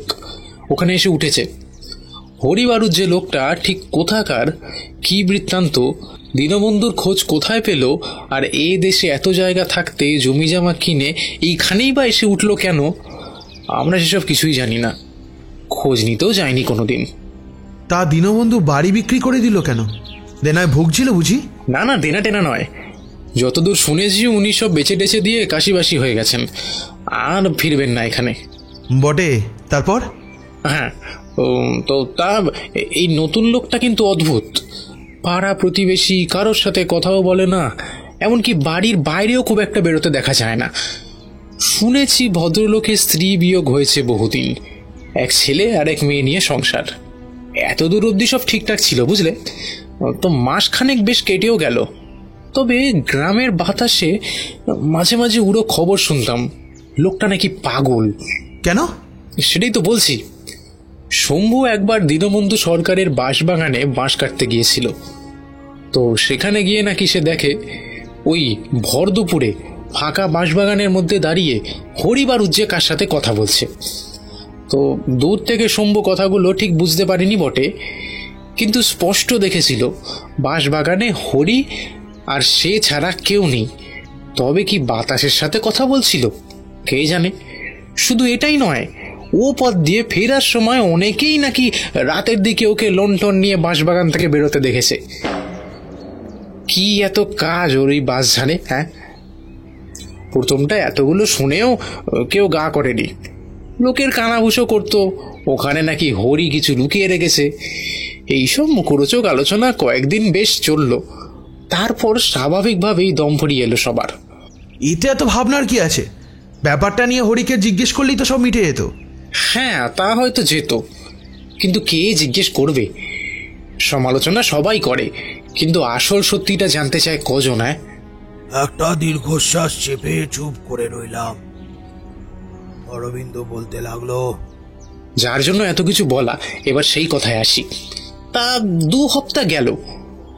এক রাত থেকে হঠাৎ শুরু হলো এই উপদ্রব। ঠিক কাল রাতের মতো ভয়ঙ্কর উৎকট শব্দ ভেসে আসতে লাগলো। ভয়ে কাচুমাচু হয়ে গোটা রাতটা কোনোভাবে কাটালাম। পরদিন সকালে দেখি গায়ে সেই নিয়ে বিস্তর আলোচনা চলছে। কম বেশি সবাই শুনেছে সেই শব্দ।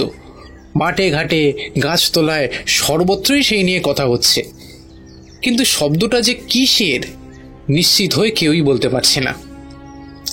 একটু বেলা পড়তেই শোনা গেল হরিবারুজ্যের গোটা বাঁশবাগানটা গত রাতে নাকি কে তছনছ করে রেখে দিয়ে গেছে, একটা গাছও আর আস্ত নেই।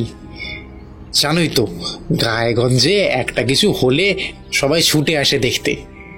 তো খবর পেয়ে আমি তাই গেলাম। পৌঁছে দেখি সত্যিই তাই, মনে হচ্ছে যেন আস্ত একটা দানব গোটা বাঁশবাগানে তাণ্ডব করে বেরিয়েছে। স্পষ্ট বোঝা যায় এই কোনো মানুষের কাজ নয়, হতেই পারে না। তা সেদিনের ব্যাপারটা এইভাবেই চুকে গেল বটে, কিন্তু ফুরিয়ে গেল না। তারপর থেকে প্রায় রাতে কান ফাটানো পৈশাচিক হুঙ্কার শোনা যেতে লাগলো। মনে হতো যেন বহুদিনের বন্দি কোনো অতৃপ্ত আত্মা মুক্তি পাওয়ার জন্য পাগলের মতো ছটফট করছে। আচ্ছা, তোমরা এর কোনো বিহিত করতে চাওনি বা চেষ্টাও করনি? হ্যাঁ, বিহিতের আর কি চেষ্টা করব বলো? অসহায়ের মতো দুপাশে মাথা নাড়ল অরবিন্দ। আমরা তো কেউই জানি না ব্যাপারটা কি হচ্ছে। ওটা ঠিক কিসের শব্দ তাও কেউ খুঁজে বের করতে পারেনি। প্রতিদিন রাতে ওই ভয়ানক চিৎকারে আমার ঘুম ভেঙে যায়। বিছানায় জড়োসড়ো হয়ে বসে থাকি, হাত পা ঠান্ডা হয়ে আসে। মনে হয় কেউ যেন প্রাণটা নিগড়ে নিচ্ছে একটু একটু করে। মাথা নিচু করে বসে রইলাম। একটু পর অরবিন্দ নিজেই শুধালো, তুমিও তো কাল শুনলে চিৎকারটা, তা তোমার কি ধারণা ও শব্দ কিসের হতে পারে? সেটা বলতে পারিনি, তবে আমার কি মনে হচ্ছে জানো, হরিবারুজ্যের সাথে এসবের কোনো সম্পর্ক থাকলেও থাকতে পারে। যাই হোক, তখন আর বেশি কথাবার্তা হলো না। কাজ মিটিয়ে সেদিন বিকালেই আমার ফেরার কথা। অরবিন্দ সহ গাঁয়ের বাকিদের এই দুঃসহ অবস্থার মধ্যে ফেলে আসতে মন সরছিল না, কিন্তু কি আর করা, ফিরতে তো হবেই। অরবিন্দকে বারবার বললুম, কিছু ঘটলে বা নতুন কিছু জানতে পারলে আমায় যেন অবশ্যই জানায়। অভিরাম মুহূর্ত কয়েকের জন্য থামলেন। গলতে গলতে প্রায় ফুরিয়ে এসেছে মোমবাতিটা, যে কোনো সময় নিভে যাবে। রাম ভট্টাচার্য কৌতূহলী হয়ে বলল, তারপর আর কিছু জানতে পেরেছিলেন? জানতে পেরেছিলাম। উপস্থিত দুজনের মুখের উপর দিয়ে একবার চোখ বুলিয়ে নিলেন অভিরাম। তারপর ধীর গলায় ফের বললেন, বেশ কিছুদিন পর অরবিন্দর থেকে একখানা চিঠি পেয়েছিলাম। সবটা মনে নেই, তবে চিঠিতে ও কিছুটা এইরকম লিখেছিল। অভিরামদা, সেবারকার কথা বোধ করি তুমি ভুলে যাওনি। আনন্দের কথা হলো সেই ভীষণ উপদ্রব আর এখন আমাদের সহ্য করতে হয় না। রোজ রাতে সেই পৈশাচিক চিৎকার থেমে যাওয়ায় গায়ের লোকজন যতটা না খুশি হয়েছে তার চেয়ে অনেক বেশি অবাক হয়েছে এর পেছনে সত্যিটা জানবার পর। তুমি বলেছিলে না এই ঘটনাগুলোর সাথে হরিবারুজ্যের কোনো সম্পর্ক থেকে থাকতে পারে, বাস্তবে কি তাই? তোমার ফিরে যাওয়ার পর প্রায় 1 মাসের মাথায় হরির ছেলেটা আচমকাই মারা গেল। অদ্ভুত মৃত্যু, কোনো রোগ নেই, ব্যাধি নেই, ওরকম কিচ্ছু ওর ছিল না, কোনো কালেই শুনিনি। তবে তার চেয়েও অদ্ভুত কি জানো, মরাটা পাওয়া যায় ওই বাঁশ বনে। এরপর থেকে হরিও যেন পাগলের মতো হয়ে যায়, সারাদিন ওই বাঁশ বনে ঘুরে বেড়াতো আর অদৃশ্য কাউকে চিৎকার করে কী সব যেন বলতো। অনেকদিন পর হঠাৎ ঠিক সেইভাবে হরির মেয়েটাও মারা গেল। এবারেও কিন্তু ঠিক স্বাভাবিক মৃত্যু নয়, একটা মরা বাঁশ গাছের ডালে মৃতদেহটা ঝুলে থাকতে দেখা গেল। শোকে পাথর হয়ে গেল হরি। বাড়িতে আর তাকে পাওয়া যেত না, সারাদিন মাঠে ঘাটে ঘুরে বেড়াতো। ওর বাড়ি চেয়ে চিনতে খেত। একদিন তাও বন্ধ হয়ে গেল, জলে ডুবে আত্মহত্যা করলো লোকটা। গ্রামের লোকজন এবার বেশ ভয় পেয়ে গেল। কোনো অসুখ বিসুখ নেই, কিচ্ছু নেই, এভাবে পরপর মানুষ মরা তো ভালো লক্ষণ নয়। চোখের পলকে একটা গোটা পরিবার শেষ হয়ে গেল। কেন হলো, কিভাবে হলো, কেউ জানে না।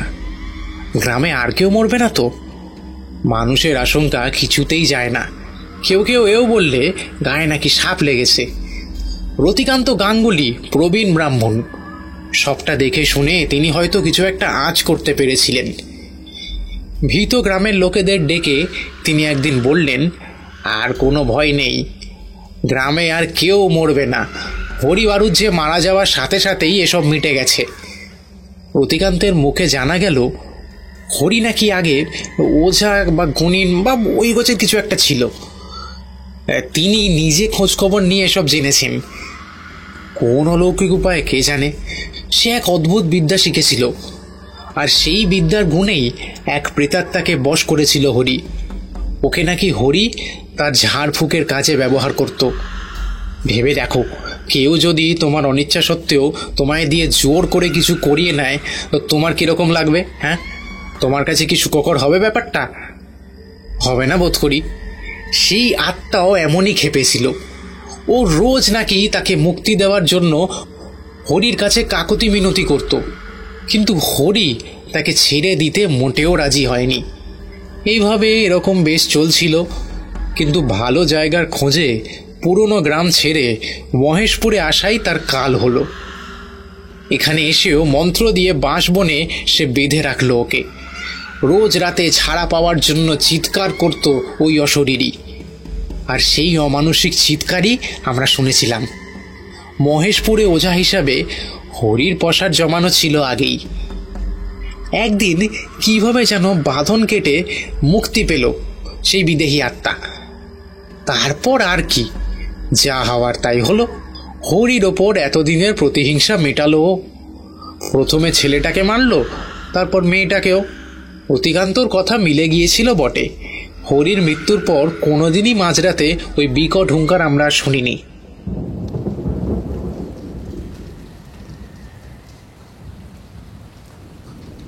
এইরা বসে বসে ঝিমোচ্ছ নাকি? হ্যাঁ, সিগারেট খানা দাও না। ভায়া অবিরাম তো একেবারে ভয় পাইয়ে দিলে। সিগারেটটা হাতে নিয়ে ফস করে দেশলাই জ্বাললেন ভদ্রলোক। বাইরে বৃষ্টিটা একটু কমেছে হয়তো। একটা অচেনা ফুলের মিষ্টি সুবাস ঘরের বাতাস ঈষৎ ভারী করে তুলেছে। এক মুখ ধোঁয়া ছেড়ে ভদ্রলোক বললেন, তোমরা কোনোদিন রাতে নদীতে মাছ ধরতে গিয়েছ? আমি খুব যেতু। রাতের বেলা নদীতে মাছ ধরতে যাওয়া একরকম বিচিত্র অভিজ্ঞতা, বুঝলে? একই সাথে রাতের প্রকৃতির অপরূপ সৌন্দর্য আর ঝিম ধরা অলৌকিকতা মিলে মিশে যেত। বর্ষার মেঘে ঢাকা রাতে আমরা মশাল জেলে মাছ ধরতে যেত। ভীষণ সাবধান থাকতে হতো তখন। একটু ভুলচুক হলেই ব্যাস। রাম ভট্টাচার্য পরম বিস্ময় প্রকাশ করে বলে, বলেন কি জীবন বাবু, কিরকম সাবধানতা? তোমরা হয়তো ভাববে জীবন চক্রবর্তী শুধু গাঁজাখুরি গল্পই বলে, নইলে একটা মানুষের জীবনে কখনো এতগুলো ভুতুরে ঘটনা ঘটতে পারে? না না, তা কেন? যে কেউ তাই ভাববে। সত্যি তো, বয়স আমার আর কম হলো কই। এই দীর্ঘ 66 বছরের অভিজ্ঞতাও তো কম কিছু হয়নি। একটু থেমে সিগারেটে ঘন ঘন কয়েকটা টান দিলেন ভদ্রলোক। সত্যি জীবন চক্রবর্তীর বয়স হয়েছে। টানা অনেকক্ষণ কথা বললে হাঁপিয়ে পড়েন, কিন্তু তার বলা কথাগুলোর মধ্যে অদ্ভুত এক মাধুর্য রয়েছে যেন। বৃদ্ধের আধ ভাঙা গলার স্বরে সেই সুদূর অতীত, কখনো উপলব্ধি না হওয়া কত শত ঘটনা সব একাকার হয়ে যায়। ম্লান হতে হতে নিভে আসে বিশ্বাস আর অবিশ্বাসের মাঝের ওই না দেখা গণ্ডিখানা। লোকে বলে রাতের বেলা নাকি ওরা নদীর আশেপাশে ঘুরে বেড়ায় মাছের লোভে। বড়রা সবসময় আমাদের সাবধান করে বলতো, রাতের বেলা মাছ ধরবার সময় যদি কোনো অচেনা লোক এসে মাছ চায়, ভুলেও যেন তাকে আমরা মাছ না দিই। রাতে মাছ ধরতে যাওয়া যেমন রোমাঞ্চের, ঠিক তেমনই ঝক্কির কাজও বটে। এই ধরো, নিশুতি রাতে নদীর ঘাটে একা বসে রয়েছ তুমি। এমন সময় যদি একটা লোক এসে হঠাৎ তোমার কাছে তামাক বা মদ চায়, তাহলে কিন্তু সাবধান। বুঝে নিতে হবে ও লোক আমাদের মতো সাধারণ কোনো মানুষ নয়। তখন মুখে কুলু পেটে চুপটি করে বসে থাকতে হয়। ওর কথার উত্তর দিয়েছ কি ফেসেছ, এরকম আরো কত ছোটখাটো নিয়ম মানতুম। হ্যাঁ, তোমরা হয়তো এগুলোকে এখন কুসংস্কার বলবে, কিন্তু সে সময় এসব নিয়ম কানুনকে মনে প্রাণে বিশ্বাস করতুম আমরা। আচ্ছা জীবনবাবু, মাছ ধরতে গিয়ে কোনোদিনও ওদের মুখোমুখি পড়েননি? কিছুটা সেরকমই হয়েছিল একবার। সিগারেটটা ছাইদানিতে গুঁজে রাখতে রাখতে ভদ্রলোক একটু গম্ভীর স্বরে বললেন, যে সময়কার কথা বলছি তখনও আমরা আমাদের দেশের বাড়িতেই থাকি। আমাদের বাড়ি থেকে নদী খুব একটা দূরে নয়। নরহরি ছিল আমাদের এলাকার নাম করা মাছ শিকারী। মাছের গন্ধে ও যে কোথায় কোথায় জাল ফেলতো তার হিসেব নেই। আমার সাথে ওর আবার বেশ ভাব ছিল। তখন বর্ষার রাত। নরহরি সন্ধ্যার একটু পর পর আমায় ডেকে নিয়ে গেল। কোথায় নাকি জাল পেতেছিল, আর তাতে বেশ ভালো মাছ পড়েছে। তা ছাতি মাথায় আমি গেলুম ওর সঙ্গে। মাছ টাছ থলেতে ভরে আমরা যখন ফেরবার পথ ধরলুম তখন রাত প্রায় 8টা। পাড়াগা এলাকা, তার উপর আবার এই ঘোর বর্ষা। রাস্তায় একটা কুকুরও নেই। পথের ধারের বৃষ্টি ভেজা ধান ক্ষেত থেকে একটা না ব্যাঙের ডাক কানে আসছে। বৃষ্টি বেশি নেই, তবে মাঝে মধ্যেই আকাশ ফালা ফালা করে দিয়ে ঝলসে উঠছে বিদ্যুৎ। একটা ঠান্ডা গা শিরশিরে চলো হাওয়া কান ছুঁয়ে বয়ে যাচ্ছে। একটা দম চাপা গুমোট নিস্তব্ধতা চারিদিকে। অকারণে আমারও কেমন যেন গাটা শিরশির করতে লাগলো। নরহরি কিংবা আমি দুজনের কেউই ভীতু নই। রাত বিরেতে আমাদের মাঠে ঘাটে ঘুরে বেড়ানো ওই চিরকালের অভ্যেস। কিন্তু আজ আমার কেমন একটা অস্বস্তি হতে লাগলো। পরিচিত রাস্তাটাও যেন বদলে গিয়েছে অনেকটা। নরহরি খুব মৃদু স্বরে গুনগুনি একটা গানের সুর বাজছে। বুঝলাম অসহনীয় স্তব্ধতা চিরে পরিবেশটাকেও একটু হালকা করবার চেষ্টা করছে। দুটো মোড় ঘুরে বাড়ির পথ ধরেছি তখন। আর খুব বেশি হলে ওই মিনিট 7 ব্যাপার। ঠিক এমন সময় চতুর্দিক কাঁপিয়ে বিকট শব্দে বাজ পড়ল।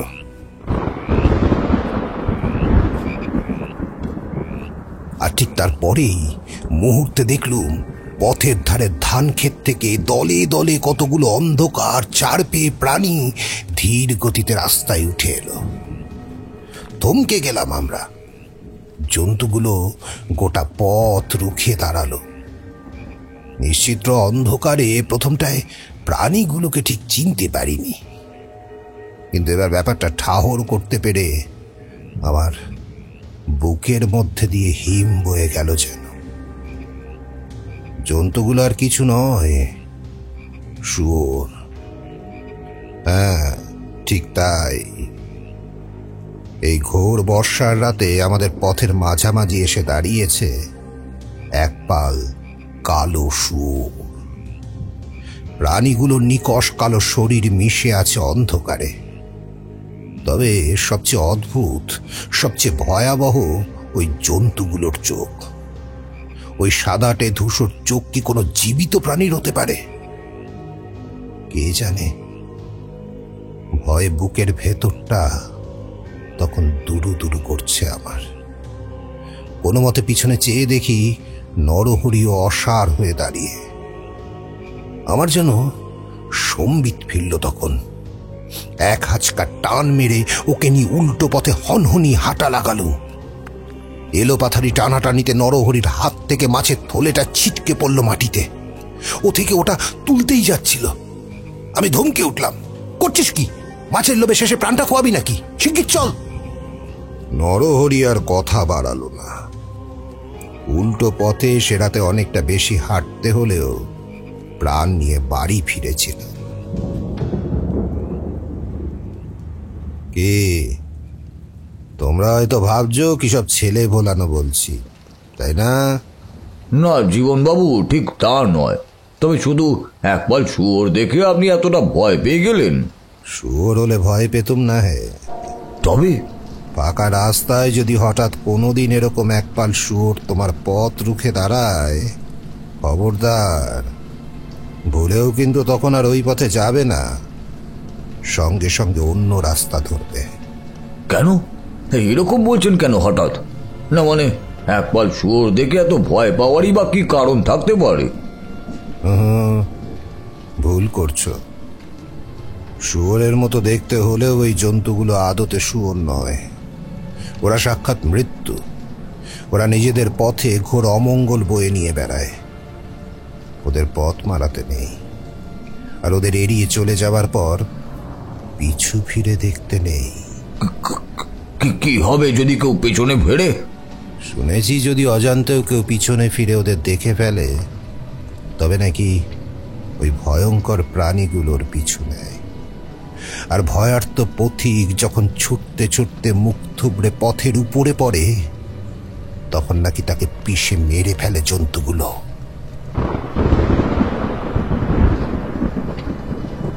জীবন চক্রবর্তী ঠিকমতো তার কথাটা শেষ করতেও পারেননি। তার আগেই এতক্ষণ ধরে নিভু নিভু গিয়ে জ্বলতে থাকা মোমবাতিটা দপ করে নিভে গেল।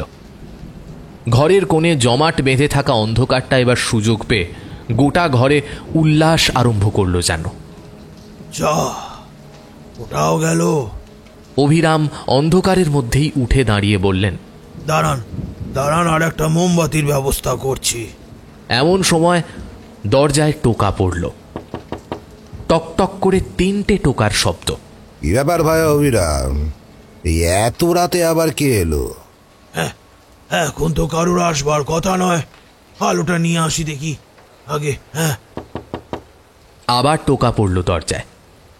বারান্দা পেরিয়ে বৃষ্টির ছাঁট ঘরে ঢুকছিল বলে দরজাটা ভেতর থেকে বন্ধ করা। বৃষ্টি এখন অনেকটাই কমেছে। জীবনবাবু বললেন, আলো পরে এনো, কে এলো আগে দেখো, হয়তো কোনো জরুরি দরকার। অভিরাম অন্ধকার হাতড়ে দরজার ছিটকিনি খুললেন। বাইরেটাও ঘুটঘুটে অন্ধকার, কাউকেই দেখা যায় না, শুধু একটা গলা শোনা গেল। কি ব্যাপার, আলো জ্বালাননি কেন? এত অন্ধকার।